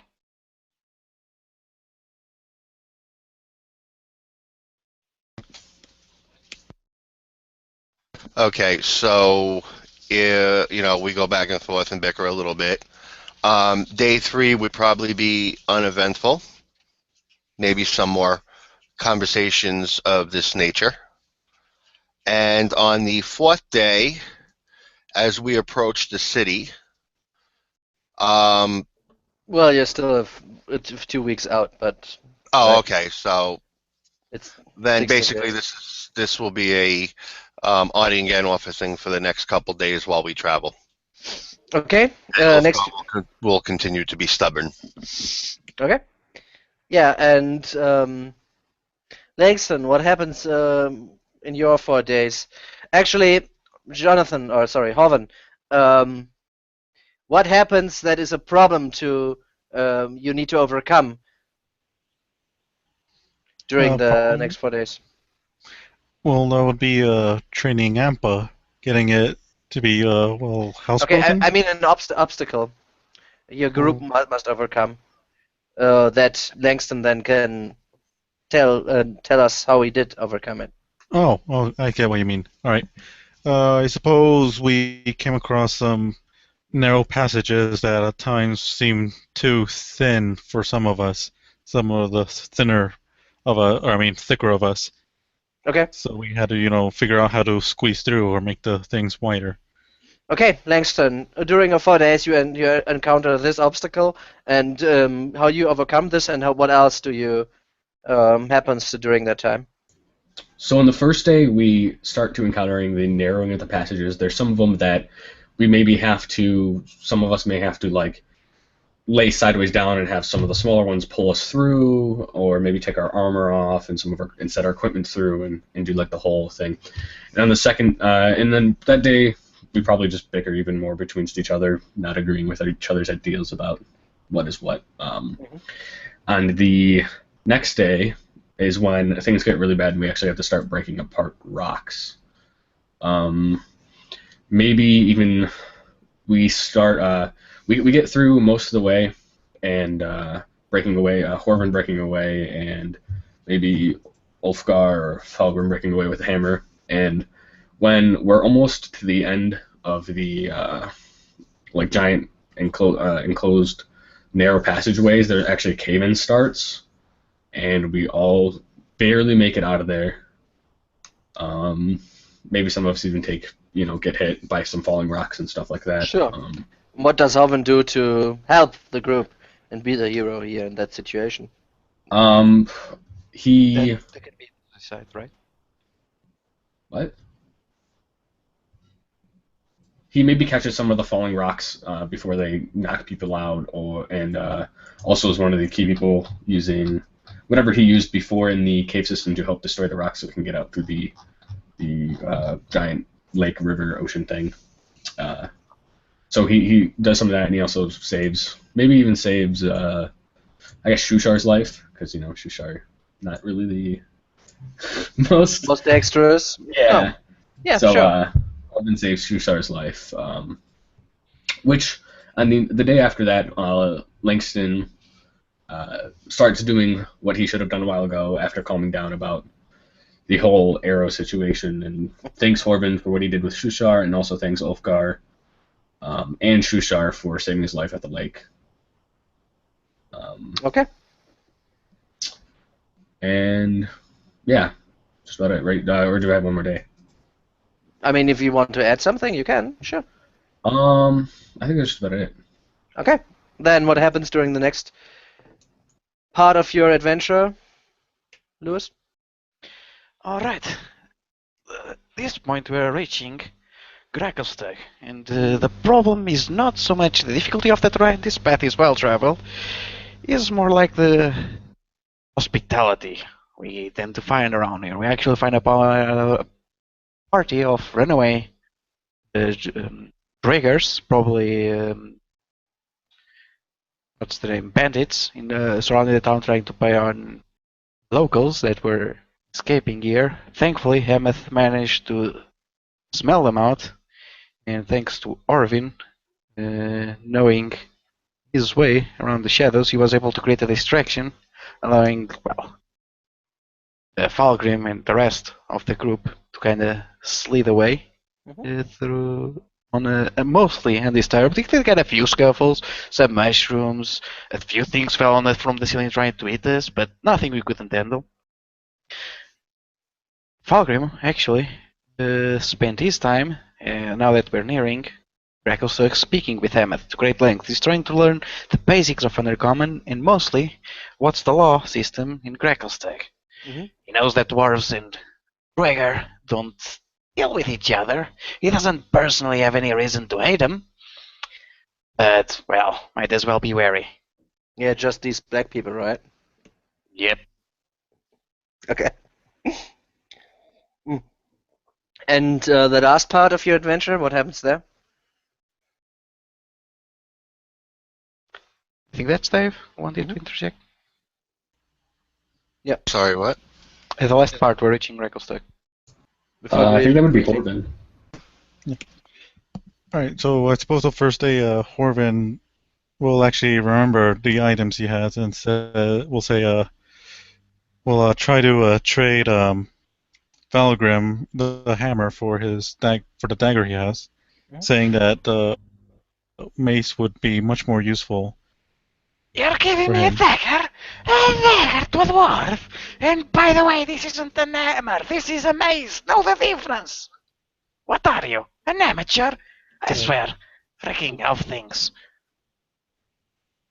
I didn't actually mean to say hammer, just gotta mix up for a moment. But point is, he'll try. Well, the thing is, you usually just stay back and throw your light weapons. I mean, I actually, have to go up and punch things to be more effective. You Or, I punch mean, things at a distance. What's the difference? well, the thing is, those are pretty light attacks. I mean, I would actually be able to do more damage if I went up with that mace. Do you even know how to use it? I do, yeah. This thing's heavy. Well, that's fine. I know they've been taught techniques to make use of it, even without, a bunch of strength like a barbarian or such. Alright. Let me see what you can do. And he hands you. So he'll just swing it at a nearby stalagmite or something, and he won't swing it with brute force, but with technique, try to angle it the proper way, and he'll basically just break off the top of it, no problem. Just the tip. Well, that's an awkward way to do it. Never thought dwarves do it like that. Huh. Not half bad, must say. But don't you forget, and he kind of pokes you with his fat finger right in the chest. There's no stronger weapon than a stout heart. Own it still. And then he takes a swig from his mag and realizes it's empty and goes back to being sad. This thing used to always have ale. It's an habit. And Horvin will add to that. Well, you know what? Actually, I don't feel that good just giving you a flimsy dagger. Here, take this bracelet. too. And he'll hand you the 25 gold bracelet. Look at me arm, son. It's as thick as your foot. It's not gonna fit. Well, you can still sell it for something, I imagine. Don't worry about that. Is that ale? It looks like ale. Your vial there, is that ale? He kind of points to your potion. Well, I'm actually not sure. Maybe it's mead. It doesn't look the right color. I don't know what color it is. I think probably like green or red, something like that.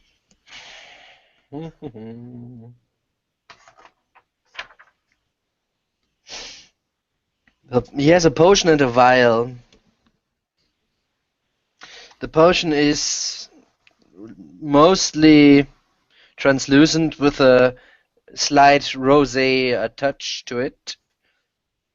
And the vial itself looks like Chardonnay or vinegar or some sort of that. Like this golden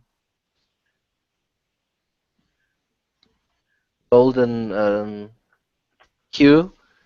And when you like move it around, it seems to be some viscous, relatively thick viscosity.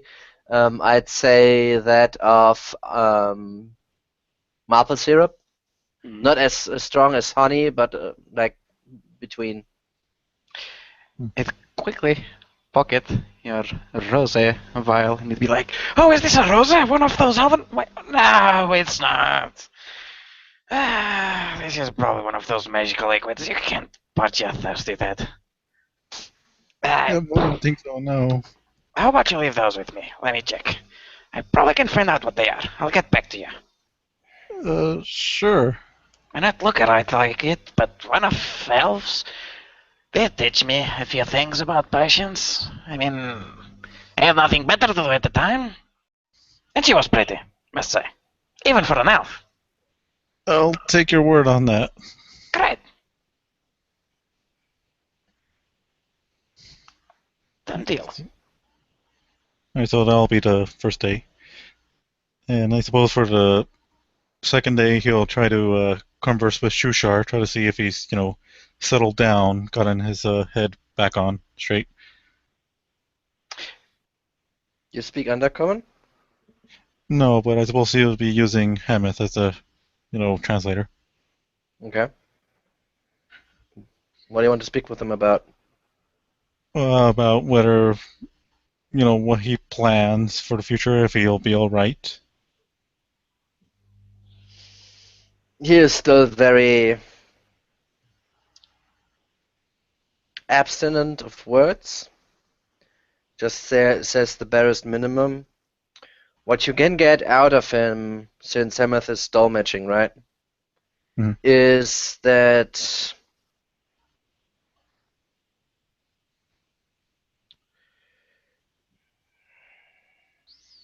he wants to learn more. He wants to get towards the place that Stool mentioned. Sounded like a nice place. That's where we'll head next. And I suppose after that, he'll ask Shushar, like, aren't there other Koatoa communities he could take his enlightenment to?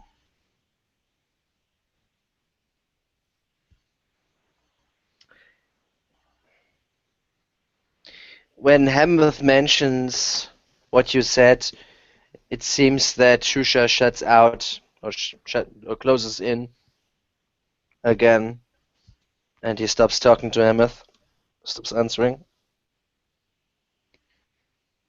Alright, well, I suppose Horvin will just leave him alone then. That'll have been the second day. Okay. And then for the last two, he'll try to make Ampa. Try to make it, sociable around humanoids, and teach it, what it can eat, what it can't. Like people.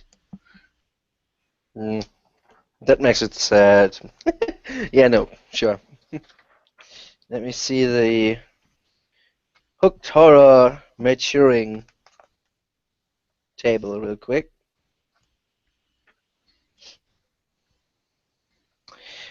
So it is growing fairly consistent, actually. It is by now half the size of or 3/4 of the size of a halfling, actually of the halfling you have with you right now, right? Hmm.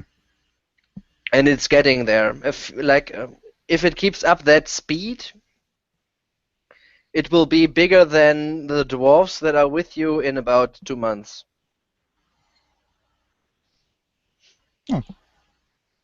They grow up so fast. Exactly. Have you thought about what you're gonna do with that thing? Sorry, what? You haven't given it any thought, have you? Gracklstugh. Communities aren't kind to creatures such as this. They'll probably have a lot of time sneaking in me as well.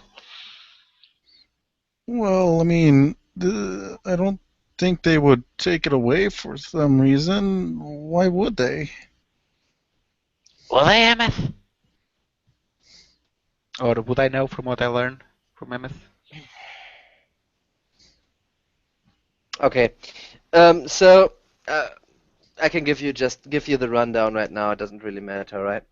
So I assume that you forward the information you get from Hamath, or he tells you around a campfire, tells you guys the big bad stories of his people, right? So what Hamath tells you about the Dierga in general and specifically about Gracklstugh, right? So the Durga aren't really like the best buddies of dwarves necessarily. There's been a falling out, but you know this. At least 3 of you know this. 2. Well, 2. Yeah. You're right. Well, at least 2 of you know this. And they've taken a little bit of another approach than their brethren up on the surface world. They feel very comfortable around being Underdark. Actually, they don't like the surface anymore. Generally, they are a little bit selfish, not necessarily just on their own, but on their clan. Durga in general and Gracklstugh in particular has a very strict class or hierarchy system in place, and the rules are very strict. If you do not comply with their law, you die. What are the major law that we would have to worry about? Laws? Like don't piss on each other's lawn? First of all, you, as in non-Durga, will not be allowed in the most parts of the city. There's just one district that you guys will be allowed in. The rest of is taboo for non-Durga. Other laws is no stealing, no backstabbing, no killing others' property. That's actually what he says.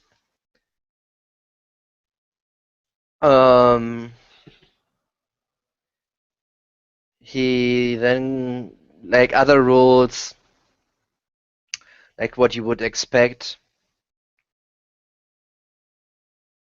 From a town? but for all their for what he when he tells you what you get, like he is not necessarily saying this, but from what you like observe is for all their bad qualities, they are very true to their word, at least. So Langston during this asks, so, are you going to try to enslave us? When you say this, Hemeth kind of smiles and chuckles for a second, and he says, "Actually, yes. I think this is the only way we will get you we will get you inside of Gracklstugh without trouble, because." And he takes just like looks around and opens his arms. I don't think we can get through as merchants. Great, so it'll be legal bound to be our slaves. Ulfgar jumps up. I will not be enslaved again. Yeah, Langston jumps up and actually draws his sword. Ah, easy, fellas, easy. I will not be More enslaved by his kind anymore. Whoa! I don't think he means like he'll actually, make us slaves. He wants to make us appear to be his slaves. And because it's a ton of rules, we'll legally be. But, well, only well and in sound. It's a question of if you trust Emeth or not. And I don't trust him. Well, personally, Hemeth then answers to that and says, "Well, be my guest if you get any better idea to get inside the city." alright. I told you give that him a I'll nudge, help like, you. I told you that I'll help you, and this is. Well, I hate to do this, but I'll probably metagame a little asking this here. Not metagame, but I mean, speak out of thing. Mhm. Would it be feasible to leave some people out and only some go into the city? Or is that like they'll miss too much? I mean, if the people who are outside want to miss like 4 or 5 sessions, sure. Yeah, that's what I thought. So, Split the party! yeah, never split the That party as worked well. out well in the past. Alright. Well, it's a big city, right? So, like aside from the dwarfs, the Durga that are in, like before we get back to that point, I want to just finish the story about summarizing Gracklstughs. Aside from the Durga, there are Darrow. The Darrow used to be enslaved by the Durga, but a few hundred years ago, 2 monarchs ago, they were freed. They're still considered second level or second class citizens, and they live in their slums, a little bit outside of the city, and they cannot be trusted. They're crazy.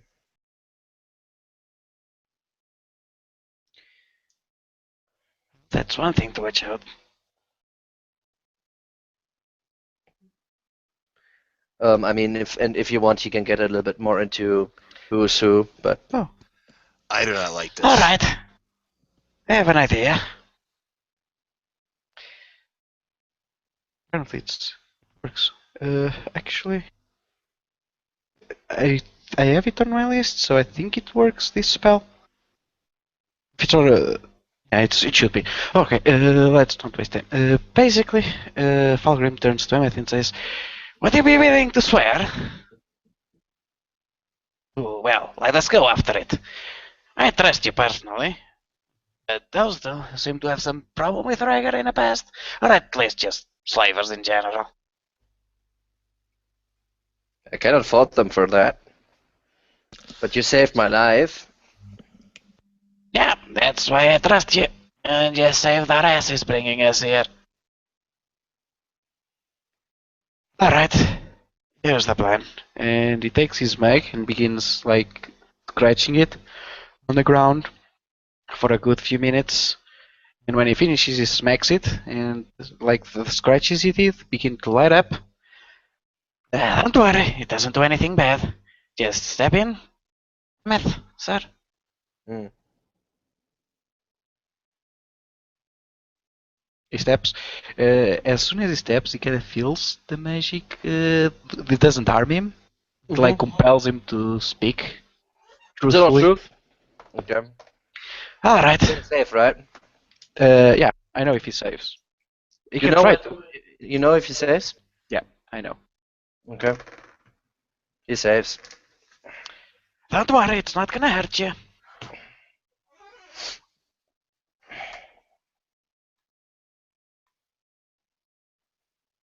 Again with your dirty magic. Just keep that one. Don't worry, it's not gonna hurt you. It's just, well, kinda prevents you from lying, or at least being dishonest. Intentionally. Rightly dishonest. It's kinda wonky magic, but it works. Basically needs to save every few seconds, or you can choose not to save if you want. Every few seconds? What? It's every round that you start in it. You need to make a save. Really? Yeah. Make creature a spell area for the first time or start its turn there and make a charisma save. If it fails, then only it stops when he walks out. Technically, I'm not obligating him. If he doesn't want to do this, he's free to. I guess. Interesting. Okay. So, what do you want to know? Alright, do you... Your name is Emmett, right? Yes. Emmett what? Hemeth. Doesn't matter. Okay.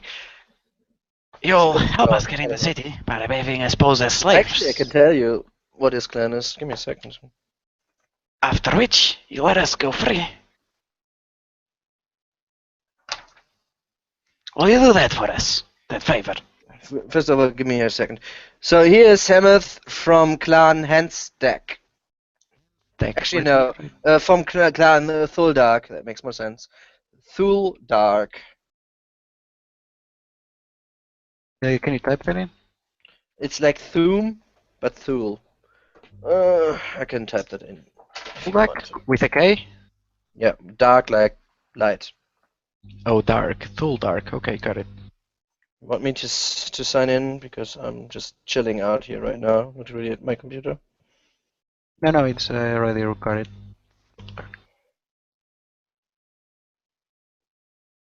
Okay, that's next level laziness here on my part.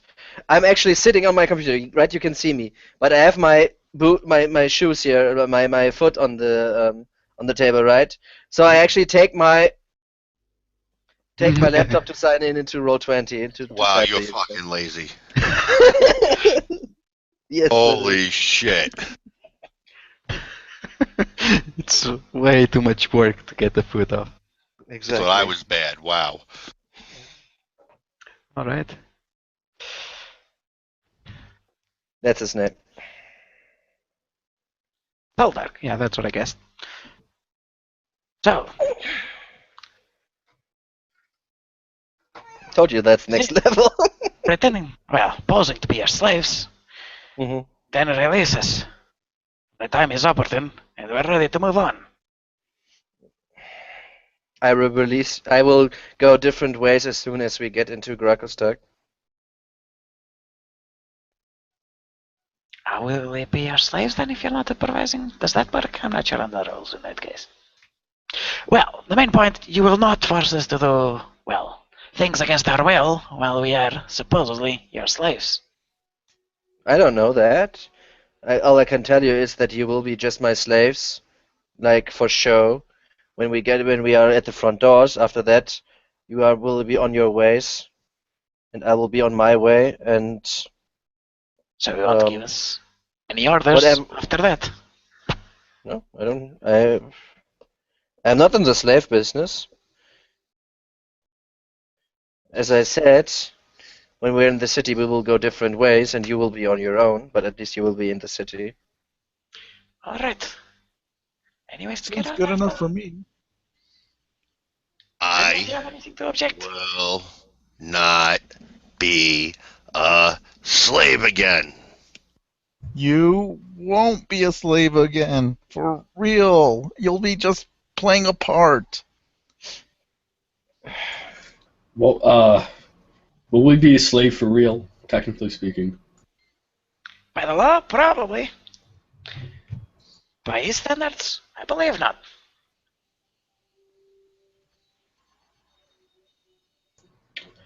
I don't know if I'm okay with this plan. If you got another plan, that you could probably bribe the guards to get in. We already have enough money as it is. How much money would it take? Well, if we wait a little bit,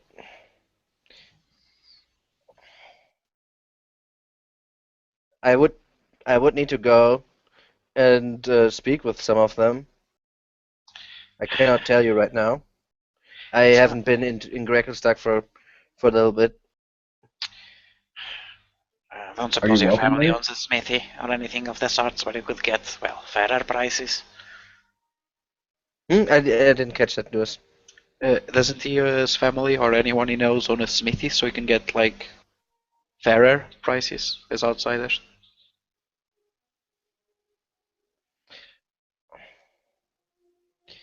Everybody is knowing some smiths, but it is against the rules to give fair prices, same prices for everybody. It's the law. And he kind of puffs out his chest a little bit at that remark. Well, at least we won't be ripped off. No one will rip you off in the city of blades. Alright, address the fella. Ulfgar. I know you don't. And I know you probably hate being a slave. Trust me. I've been one for a shorter time than you. But I've So seen he enough of saved his slaves. second, third, fourth, fifth, sixth, What? seventh save so far. Oh, he hasn't still fallen for the thing. No. I just did another 6 rounds of saves. He saved every Okay. single time. It's charisma, yeah. And he saved every time.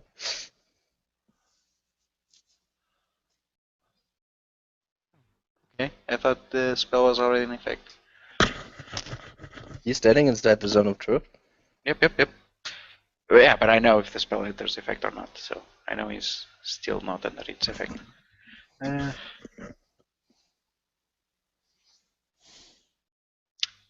I'll look over to him. Does he seem agitated or worried No, of sorts? not necessarily. He'll give me an insight check. Insight. Here it is.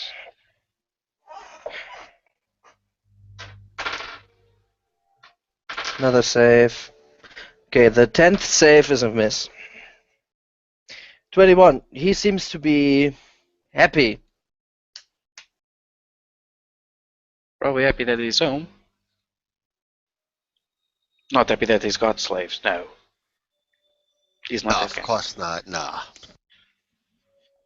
All right.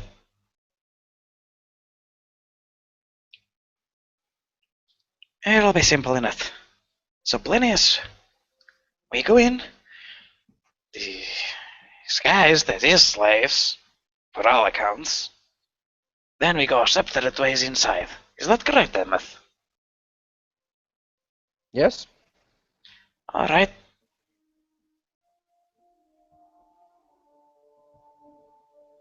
Ulfgar grabs Falgrim by his beard The beard!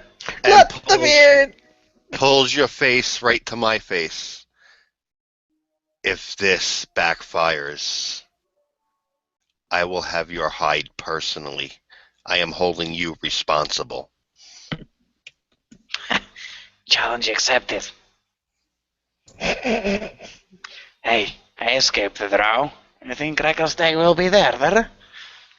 I'll manage to find a way out. Even if worst comes to worst. I still don't want to go through this plan. If I am enslaved again, and I still have you by your beard, you will not escape me. And I kind of push you back a little. Hey, if you get enslaved before you have my hide, I'll have you out. You have my word. I'm not going through with this plan. I don't want to be a slave to Durgar again. Well, if you don't You go were with one this before. plan, you would I be know you on had your trouble own. with Rhaegar, but you never mentioned slavery. I don't want to be a slave. Arvin, help me a little here. Look, you wouldn't be a real slave. It's Doesn't just gonna be matter. It's the principle. the principle of what? Just staying out here and dying? What's the point of that? Can you just swallow your pride a little to, get through this situation? Down here, pride's all I got left. Pride? You got your life left too. Don't you care about that? A meaningless life is nothing. I need pride. Meaningless? It's only meaningless if you want it to be, if you say it is so. You can always make something out of it. Becoming a slave means I give up everything I've fought for. Again, you wouldn't be an actual slave. As I've said, it's the title. I don't get what's your problem. Do you trust These Emmett? warmongering, disgusting race will not enslave me again. That is my final saying. If you don't go along with this plan, you would be left outside, Langston at this point just turns his back and is telling him to pretty much find another way in.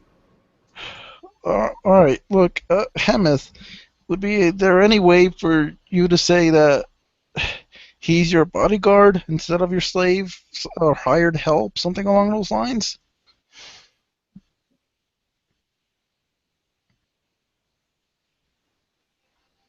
The way he looks, and he takes a look specifically at the arm of him, which is crippled.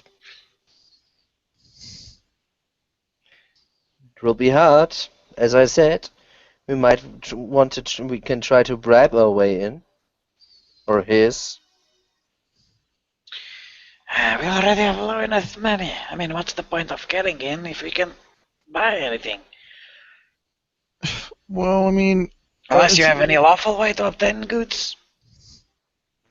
Money? There's always work in Gracklstugh. Could work for us. Would be nice. There's one person I know who you might be interested in meeting. She has a lot of caravans moving around here in the Underdark. She even visits the surface once in a while. Her name is Ilsa Henstack.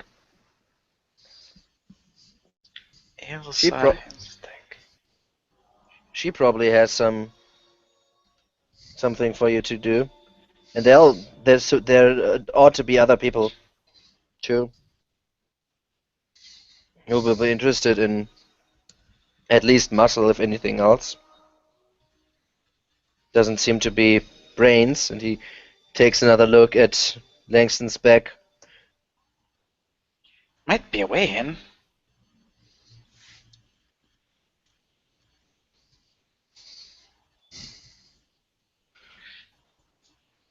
Alright. That doesn't sound bad at all.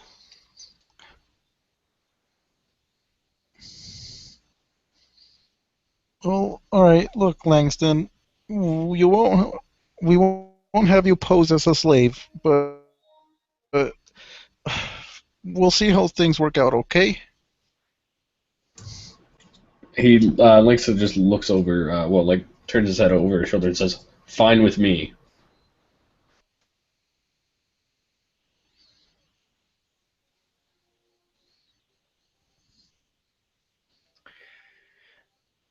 And Hemeth then continues to say, and before we get to Gracklstughs, there's one thing you should know. The primary reason why there is practically no deceiving, no criminals in Gracklstughs, and at that, you see Hemeth just turn invisible. Well, what? Did he teleport? Where did he go? And you hear his voice. We can there will always be someone watching. There will always be a Durga around to see what you're doing. And with that, he appears in front of you again. Well, that's until I have me paranoid.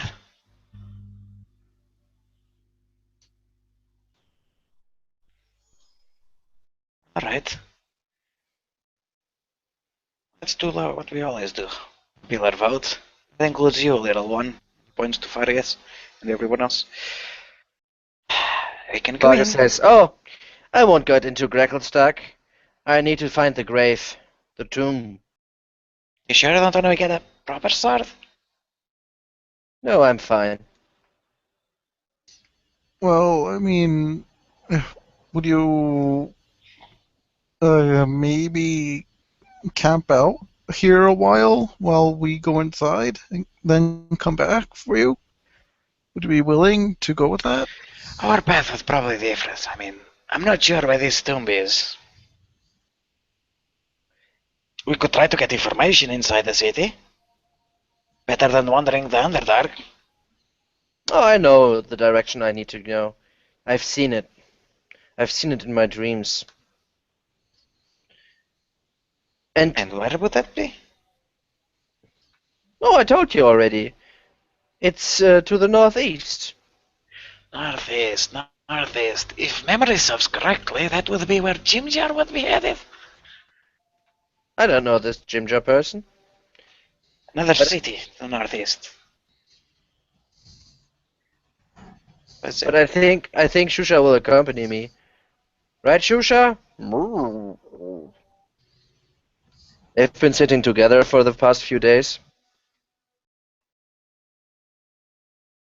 The northeast, unless I'm mistaken, would be kind in the direction of the city. If, Oh, nice. got that. Well, that would probably be where we're going after. If you want to wait, you can, but no one can make you. No one can force you.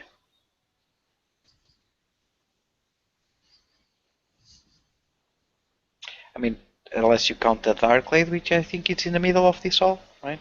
Hmm. So unless it's in the middle of the Dark Lake, which I hope it is not, we Blingdenstone.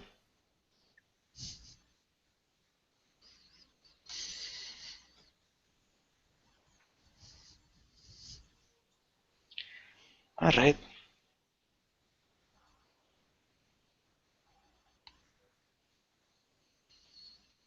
Well, are you willing to wait for us or not? I have a quest to fulfill. I'm sorry, but I need to fulfill my quest. It is of the utmost importance. With a little luck, I will find my friends again. I will find my Well, group again. My fellow well, knights. I hope that's true. You and me both. But I will not get into that wretched city. And when he says this, he earns like a evil glare from Mammoth. Hey, maybe we'll meet somewhere down on the road. I wish you the best of luck. Mhm. And, well, you've been in a good enough company. I'll consider your debt sealed. Don't worry about it.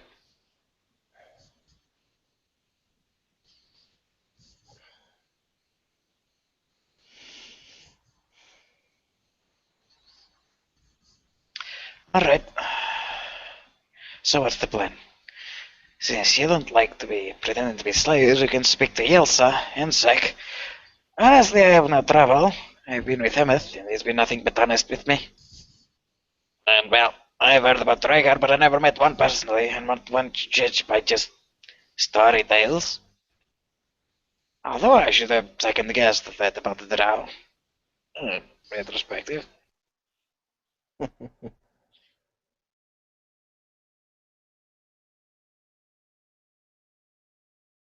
Come on, people. Don't be shy. I don't like it. And if All we're right. gonna do it quickly. Let's speak with Yelsa then. Do you have a way for us to get in contact with her? Emmett?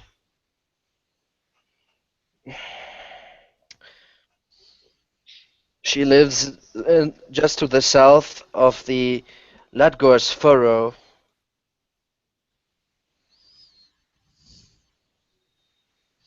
Uh, it's Jammu to me. I don't know the place.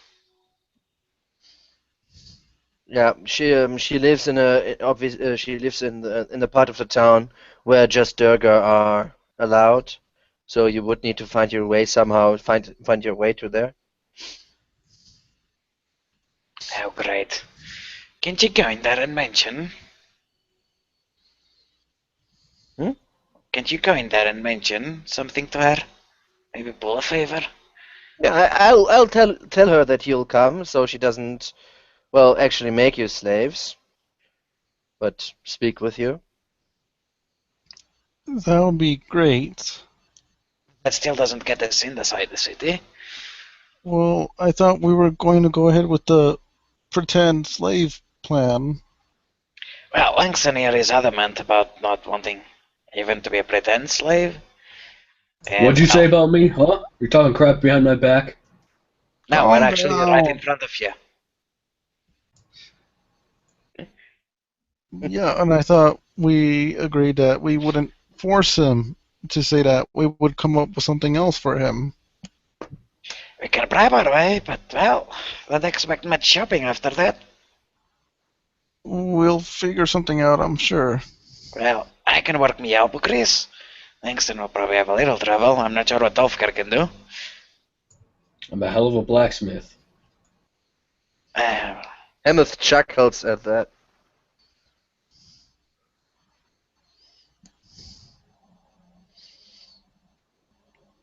Well, I mean, there's not much use in beating around the bush about this anymore. We either do it or we don't.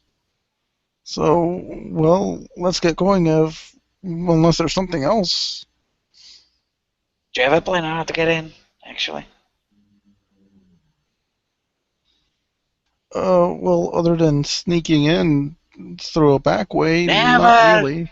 Don't even think about it. This guy, and probably his skin can turn invisible. That's not gonna work. Not in a million years. Well, like I said, there's not much else other than that. Well, you can bribe the guards. That's one way. You can try to speak to a merchant that's going in. That's another way. I'm guessing we'll Well, go with bribe the guards. That's the only feasible one. Hemeth well, That let's do, sees this a little bit towards Langston. So, do you want my help or not?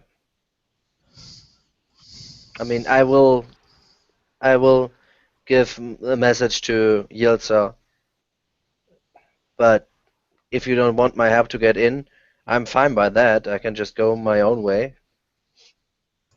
I'll take your help, but I don't want to be a slave. In we'll name come, only. we'll come up with something once we get to that bridge. He nods. Then I wish you luck. Wait.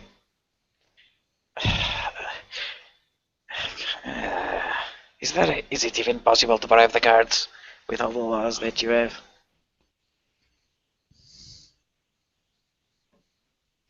Sure, why not?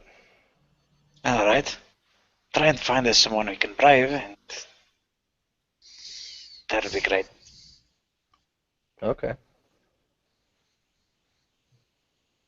I guess that's our only way because Mr. Stubborn over there doesn't want to be a pretend slave. Okay. And I do not blame him. Is there anything else you want to know about my home city? Well, who's in charge?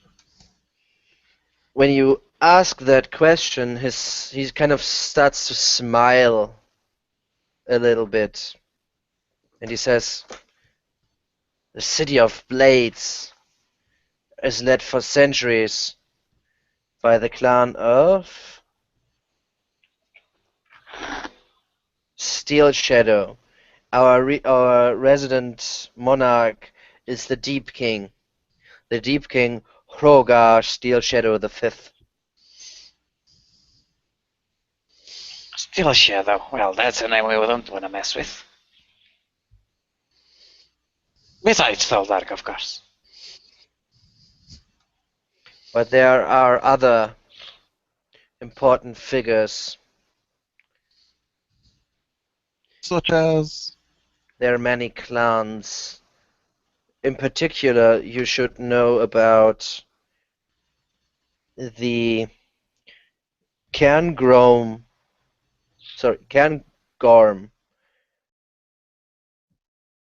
clan, which is a clan of mountain giants. They are sworn to protect the Deep King. Then there are the... what are they called? The Keepers... I actually wrote this down. I should take a look at this, right?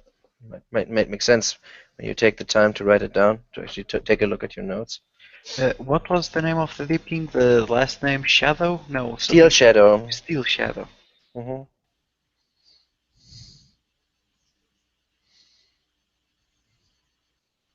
Wait, what? Oh.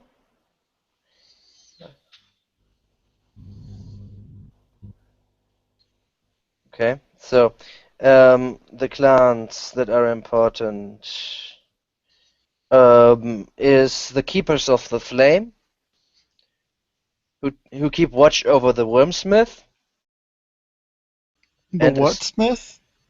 the Wormsmith, and the Stone Guards, which is the police, if you so will. You would say not police, but the Swan Guard. That's what he said. He would say.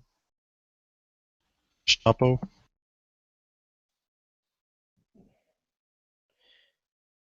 But those are the most important factions. Among them, there are obviously like um, other groups of people, and he starts to list other factions and how are they called? Cairns, I think, like a little bit like Clans? Jarls, like the leader. Clans. No, I can't. I think their leaders are Cairns. Let me double check that.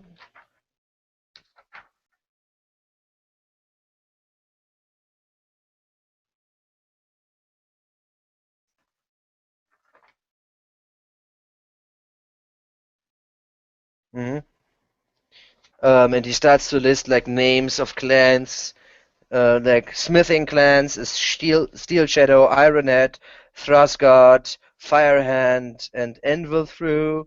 Then Mercantile is Thuldark, Henstag, Musgard, like he was from Thuldark, if you remember.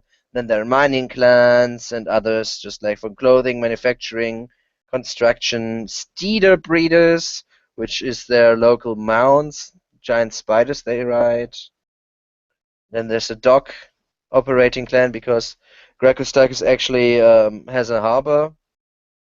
To the Dark Lake. hmm Stonemasons, jewelers, stuff like that. Right? We would name all the clans, but I assume like me saying as a dungeon master, you probably just need to know the Keepers of the Flame, Clan Cairngorm. At least that's the ones he would mention. Alright. Right, Horvin will ask. So, what's this Wormsmith you mentioned? There's Smithy Works. He keeps our smiths going, our smiths, our hearts going. He is the source of our superior smithing, the best smiths in the world. Oh, wait, what is he, a Durgar? What? He's a red dragon. Oh, Wormsmiths. Ah, of course. What's a dragon? it's a What's really big relative? lizard that flies and breathes fire. Man, there was once a guy, I heard a story. It was a crazy guy. He was called Dorn. You might know, can tell you a thing or two about dragons. Inside and out. Fuck you, guys.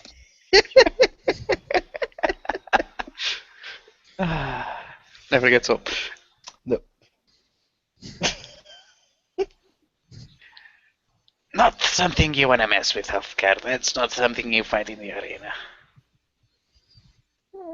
Mainly because it would burn the arena to the ground.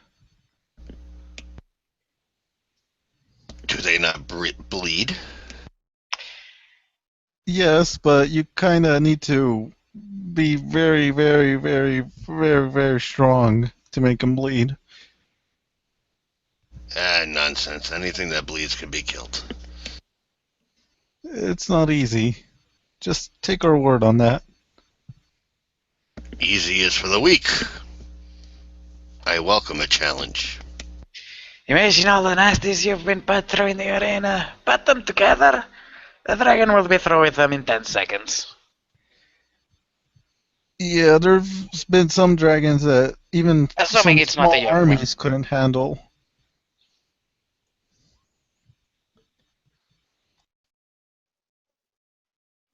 Lairds. Lairds?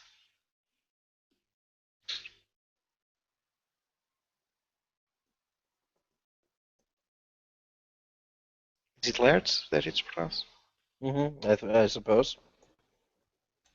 So obviously, dragons are or everybody knows about dragons, and red dragons are chaotic evil, if I recall. You spoken to one? No, I'm asking you. I mean, you don't. I don't know if you know. I mean, you just said Well, a it's, lot like I about said, them. it's pretty common knowledge, and he's read a lot of books, so I imagine, yeah, for sure. They're usually not on the good side. I mean, the Well, stories you read about them on your books primarily focus on them destroying cities, villages, lands, kingdoms. And you read stories about heroes who overcame the obstacles and slew one, right? yeah, so there like isn't like any in history like a good red dragon, right? Probably not. Right. So yeah, Horman's gonna say, ask Hemeth. Well, why help you guys? Sorry, you kind of lagged out there for me. Why does the red dragon help you guys rather than burn down the city? Manus manum lavat, my friend. One hand washes the other. He was hatched in Gracklstugh, and the keepers of the flame um,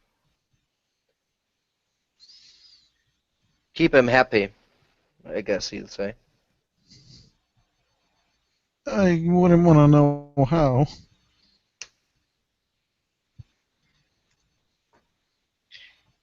Alright. So, probably can't see this.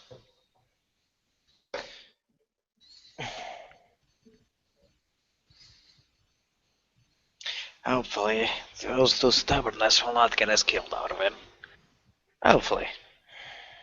Yeah, and I hope none of us causes any problems considering the city's full of stone giants and a dragon. I'm sure those two at least will be confident enough not to break the law. That means not smashing any tables off her.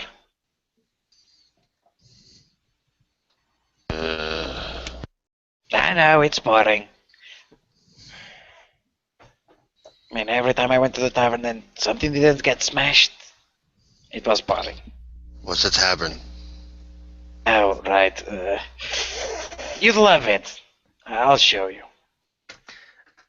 Okay, so the evening passes, and the next morning comes for you to break up and get to Gracklstughs itself. I guess we can take care. I just examined the files that Orvin gave me, but probably take care of that at another time. What do you want to do about it? Know what they are. I assume the one that throws it's some kind of potion of sorts. And You're an the other one, alchemist? yes, sort of. Yeah. Mixing a good beer doesn't make you an alchemist. You're proficient with alchemy? I am proficient with. Let me check.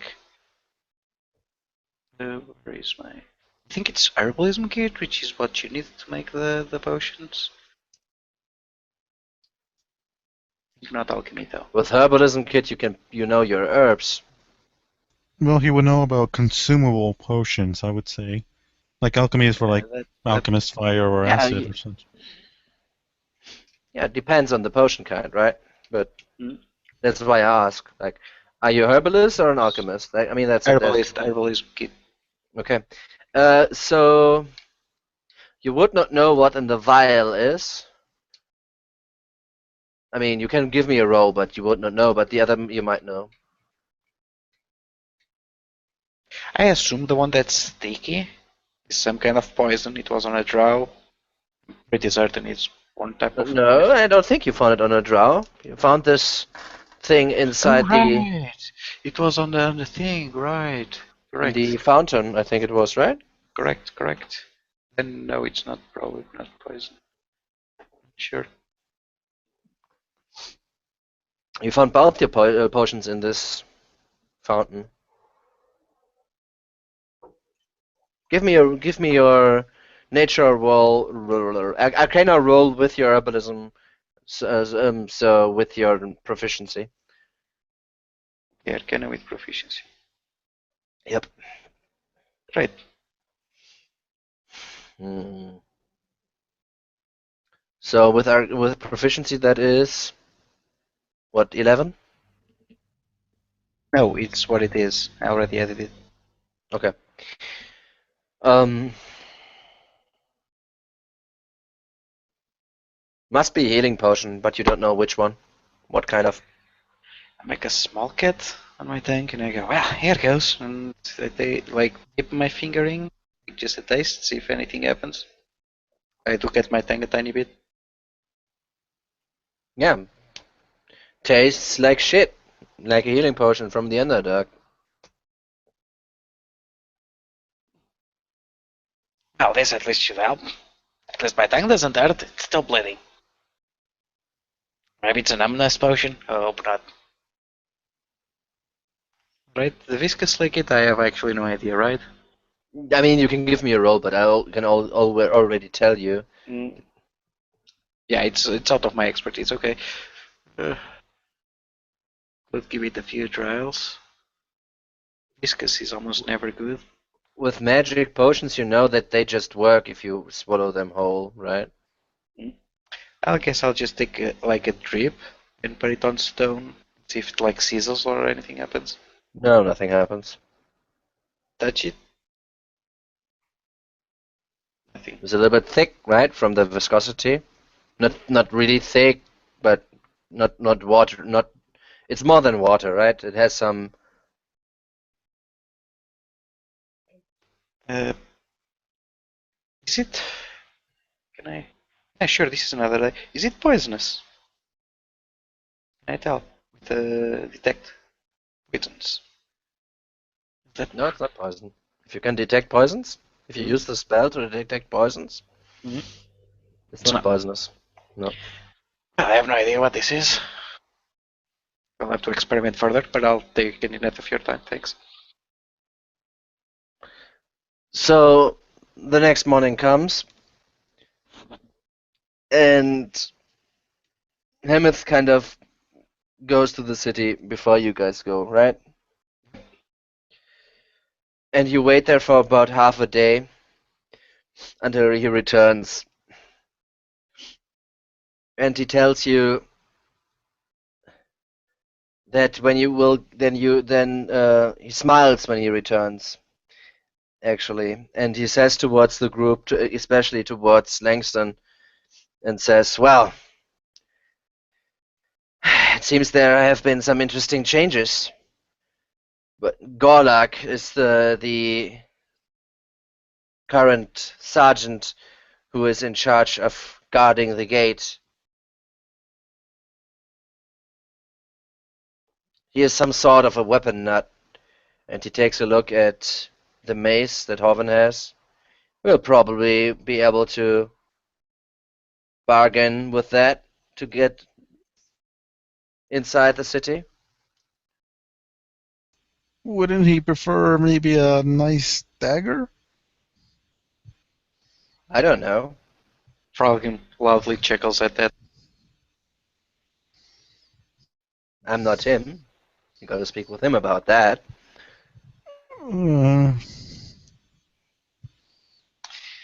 Uh, All because those two are stubborn. At least it's better than being a slave. In that case, I wish you the best of luck. Thanks, Emmett, for all I've done. And I give him an handshake, if you'll take it. Yeah, sure. He shakes your hand and says, "Be careful." I And will. just let me emphasize, don't break any laws.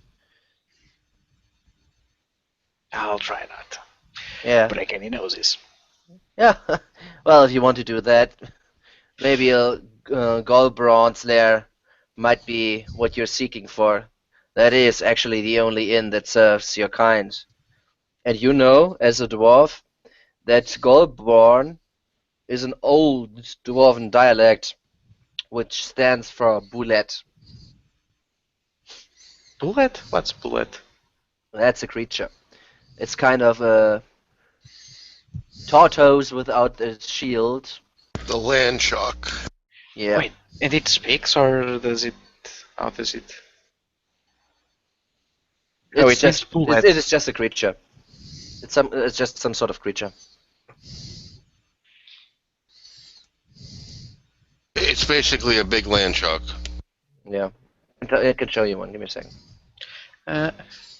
Just guessing how you said the name stems from a bullet? Yeah, it is Oh, bullet. It means bullet. It is just an old dwarven dialect. Mm. Like if you call your like the prancing pony from Lord of the Rings, right? Yep. This thing is just like Bullet that, in right? Bourbon. I mean, deep underground, line chart. So bullet looks somewhat like this. Nice. That's definitely not something you want to see Monday mornings.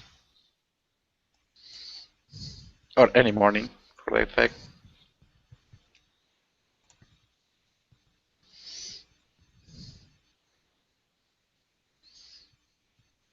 Alright. Well, I guess we should get going. Let's trade our best weapon. Guess we don't have a choice. You're fine with it, Arvin? well, if it comes to that, let's hope it doesn't, though. He's a dwarf, he knows his things. I mean, even if he's a dragger, what does he want a small thing for? And besides that one, and he points to Wolfgar, his thing is pretty shabby. Well, actually, Simon, Hmm? this is a magic weapon. Has it required for me to be attuned to it? Probably. You don't know. You don't identify it. Well, the thing is, like, if I'm attuned to it, I automatically know what it does. Do you? Yeah, that's one of the things about You can tuning to a attune to a magic weapon, but you don't know if it's cursed. So if it's cursed, you then no takebacks, right? Yeah.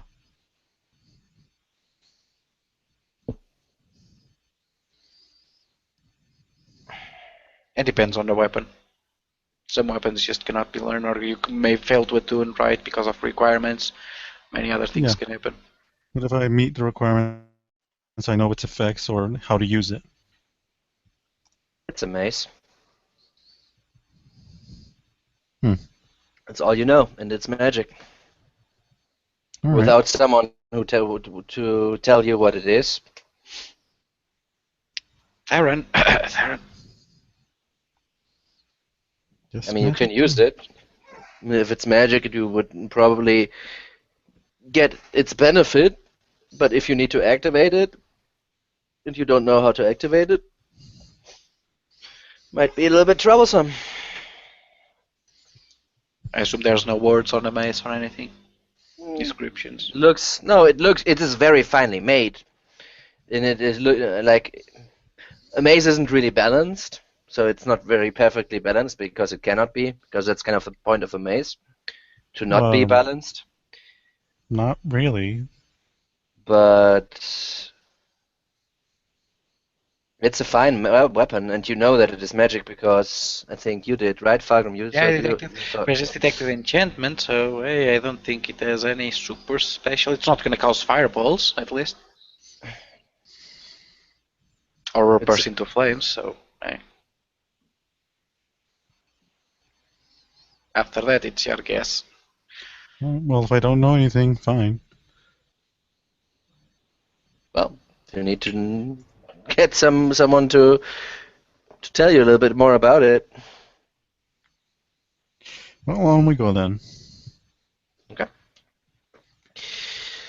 So Hemeth leaves you, and yeah, you are on your own. And before you move out towards the gates, Falgrim, like a dwarf, comes up to you. Halfling comes up to you in tow with a Kuatua. And they also say that they will be on their way. So, Fargus and Shusha. Fargus and Shusha, exactly. I also shake their hand and wish them the best of luck. Whoa, whoa, whoa, whoa, whoa, Shusha. Whoa, whoa, whoa, whoa. Sure. Which is always greeted us. I think that means, yeah, great, guys. I did unspeakable things to your mother. Yeah, you too. Yeah, sure. Okay, yeah, but they're not really. Both of them doesn't seem to be keen to go into the Gracklstugh city itself. I know, no one's gonna force them. But, well, And they kind of found each other being religious persons interesting, so they had something to speak about. For some reason, they were able to converse in some sort of way. never spoke Undercommon? Probably something to do with his book then. There's. So they leave as well. So you are the first time since a long time that it is just the five of you. This ever, yeah. Alright, lads. Ready? Right. And I guess we walk in. Okay. So as you get closer and closer to Gracklstughs, the ground at your feet has becoming smoother and flatter, a welcome respite from the uneven passages to which you have grown wearily accustomed. Eventually stone tiles become more noticeable, turning the path into a proper road. You can see spots of light in the distance, blue-white and too regular, placed to be phosphorus mushrooms you've seen so regularly down here. The lights are proper lamps, flanking two massive stone gates blocking the tunnel. Before you get the chance to examine the intricate carvings on the gate's surface, a harsh voice hisses from the slit on the cavern wall that was not there before. "State your names and business," the voice orders in Dwarvish. Other similar slits open, revealing tips of dozen crossbow bolts. Behind you, a metallic ding announces a group of 6 heavily armed dwarfs appearing out of thin air, their swords leveled at you from behind sturdy metal shields. Easy down. Easy down. No weapons. We came in peace. The name's Falgrim. Actually, I have an interesting proposition to your commander. What's your business? What are your names? I go around giving everyone's name unless someone stops. When you get around to Langston speaks up and says, "I'm Langston," and he says in Dwarvish. Mm-hmm.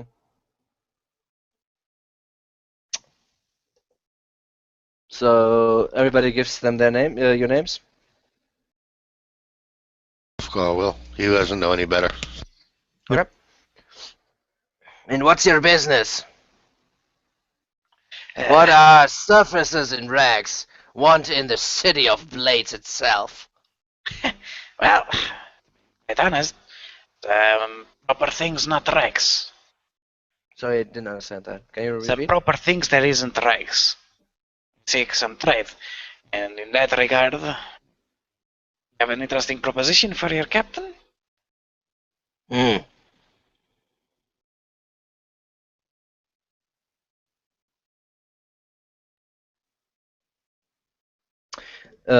Yeah, the Durga you speak to kind of removes his helmet, so you can see through the slit that he removes his helmet, right? And he says, "Well," as he reveals his gray skin of his kin. He musses his white beard as he opens the door and walks closer to you, switching to common as he lowers his voice a little bit. There's a discomforting glint in his eyes and his smile. So, what do you have to proposition? I ought to send you just to the slave bands if it isn't good. But tell me, why wouldn't I do that? The Durga waits for your answer, his gaze touching each of you in turn as he smiles in anticipation. Well, on our journey here, we did come across an interesting object which I believe still Irvin?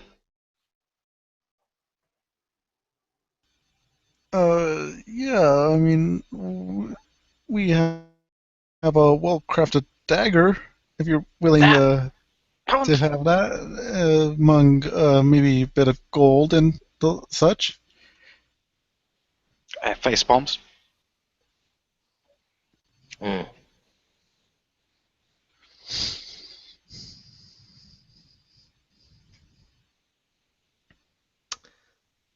Mm, mm. Give me a persuasion. All right.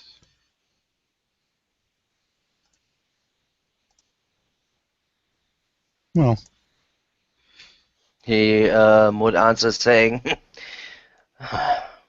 growing a little bit, like toning down his voice a little bit and saying, "Ah, I'm more interested in that." he's saying that like towards my mace. Yeah, the mace at your sash or where you keep it. You sure that's the only thing you would be interested in? Mm-hmm. Pretty Uh, much. and we would be able to get into this city without hassle if I exchange this, right? Kind of waits for you to decide on what you want to do. It's just a few seconds.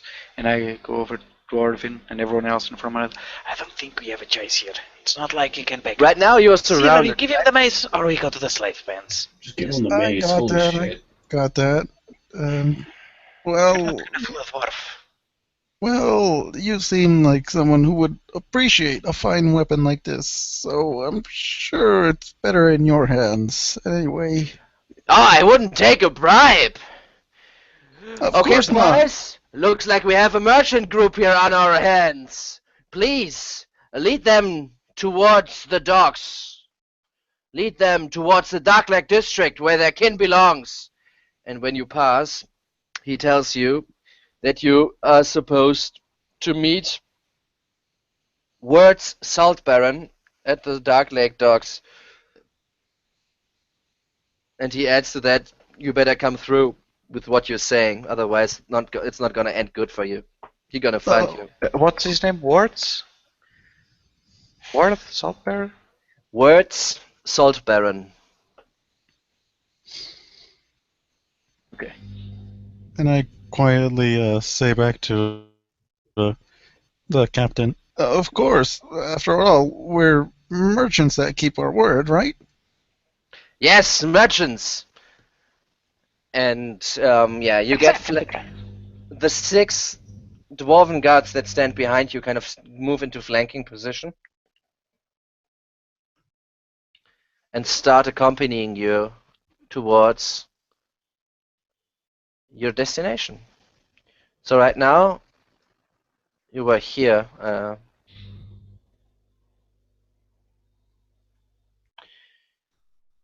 And yeah, they open up and they lead you. I'll just real quick need to give me a second here.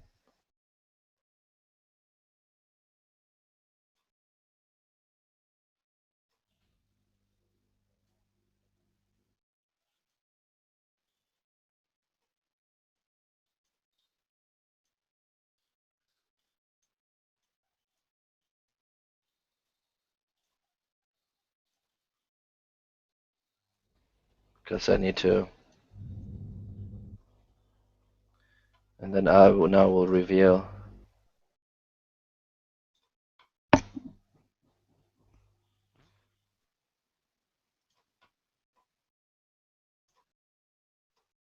the stuff you can move in around right now. And now to the city itself. So while they lead you towards your destination, right? Mhm. So the first thing that you realize is how it looks like in here. It looks somewhat like, actually like this. Oh, on the right. Okay. Mhm. That's quite a grand city. It's a big city. You see, like there are a lot of people. It can easily house thousands of dwarfs.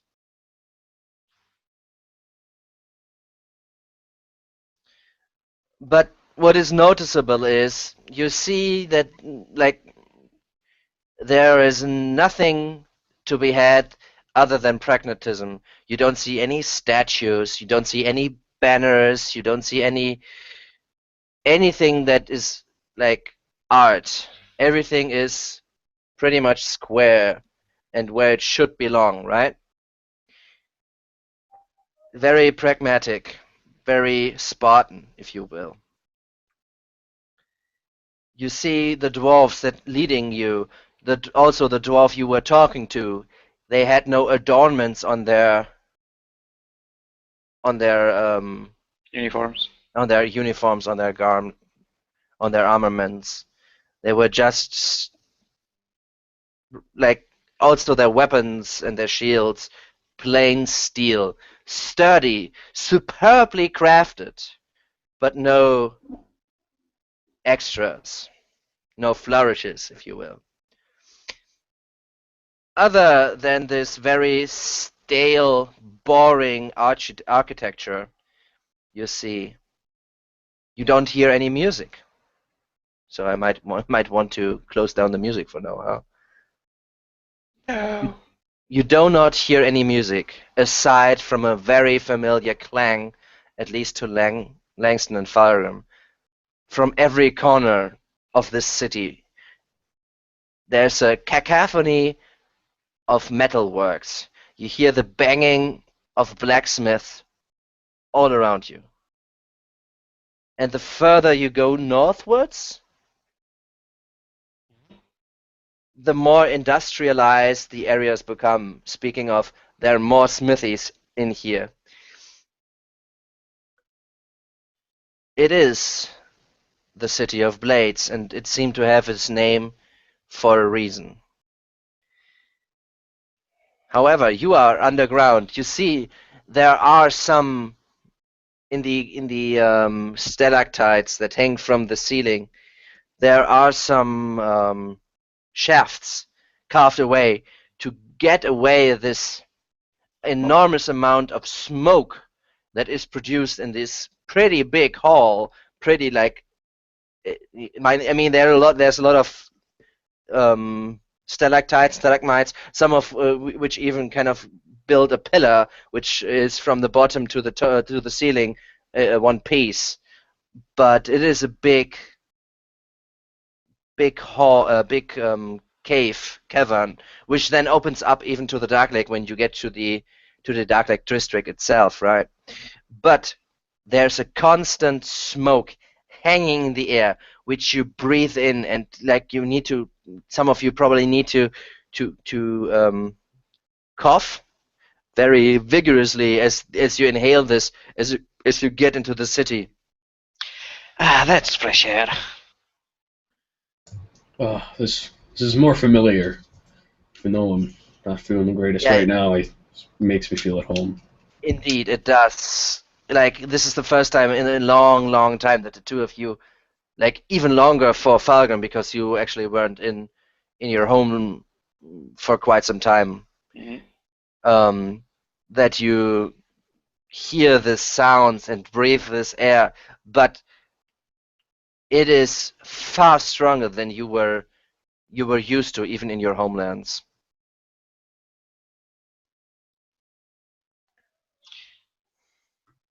Turn it on a bit, but okay. And as you get led to the Dark Lake district, when you get to the doors, you see, like, there should be like doors that you see. Yep. Yeah, kind of the guards kind of turn around and leave again, and leave you standing in the Dark Lake district itself. All right. First order of business, let's get that mace to the proper hands, otherwise we're gonna have a very bad time.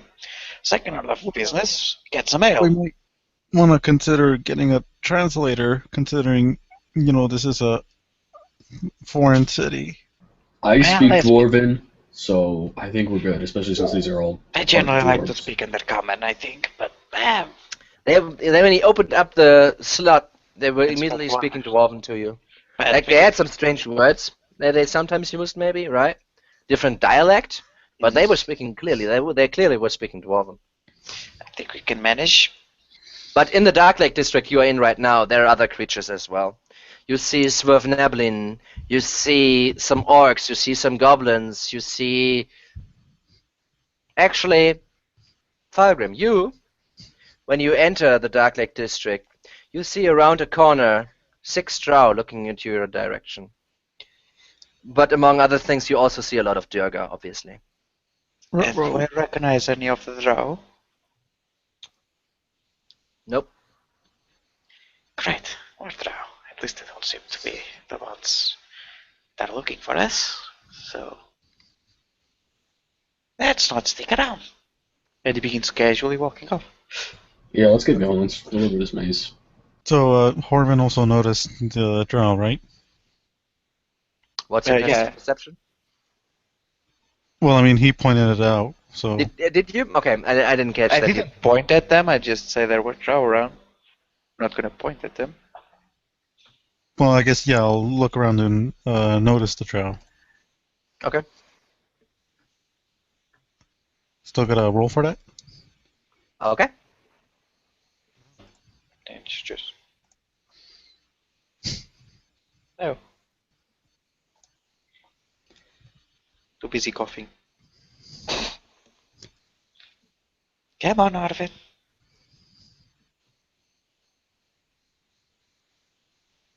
Well,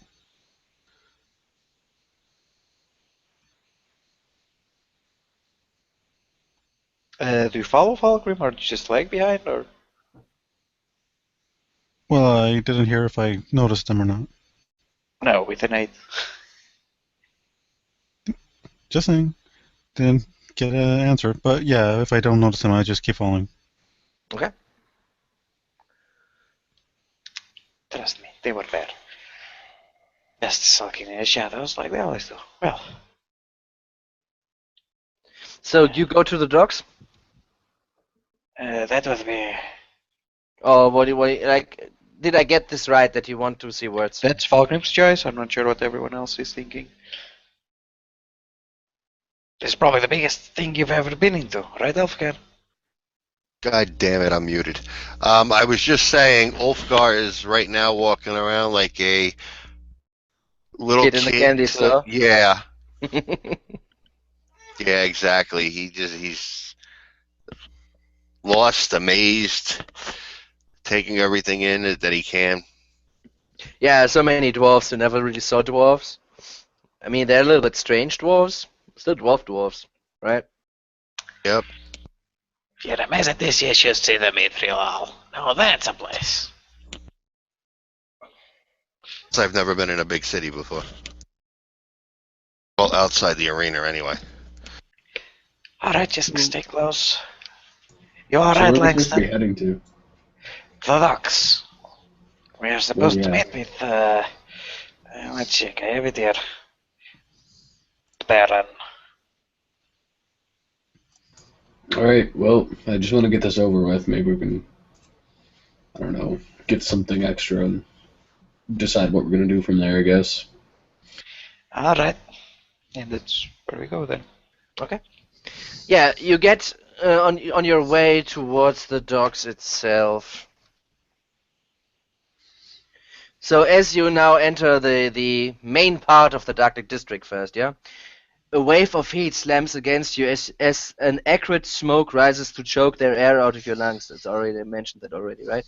The dark lake spreads out beyond a jumble of buildings and streets, reflecting the lights of countless fires burning across the city within hollowed-out columns of stalagmites. Though the streets are crowded, you move easily within the surging throng of buyers, merchants, and slaves. You aren't the only outsiders here. You spy drows of Nelindero, orcs, and other races in the crowds. The shouting of people blends with the sound of distant hammering to create a constant, distracting ding. Right? That's kind of what I already narrated here. So, as you get a little bit closer towards the docks, you see that these docks are quite busy. You see, like, there's a lot of what is it? Not travel.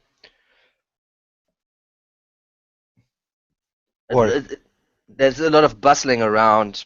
You see that it is primarily for flat-bottomed rafts made out of this zerg wood, which you grown accustomed to, which is like everywhere basically, right? And lasered puffball floats. Some of these ramshackle barges come with oars or paddle wheels. The rafts look ungainly, but each can carry a lot of trade goods. And yeah, you spot out a male Durga at the end of one of these piers, which was where you were supposed to meet. Right, so Horvin will walk towards him. Yeah, and Until as you step upon this pier, you see behind him two other Durga appear, in their hands gleaming weapons, and they start. He doesn't seem to realize that, and as they start to attack him in the back, and he screams in pain as he gets stabbed. Now, this is where we're gonna close today's session. Okay, I did not expect that. Oh, fuck, we just got back over so hard. Okay. Well, now I know where it's 4 sessions here. Okay, as usual, we go from left to right. Cool moments of the session, even if the session was a little bit closer, a little bit not closer, some shorter. Left to right, Dave. Let's. I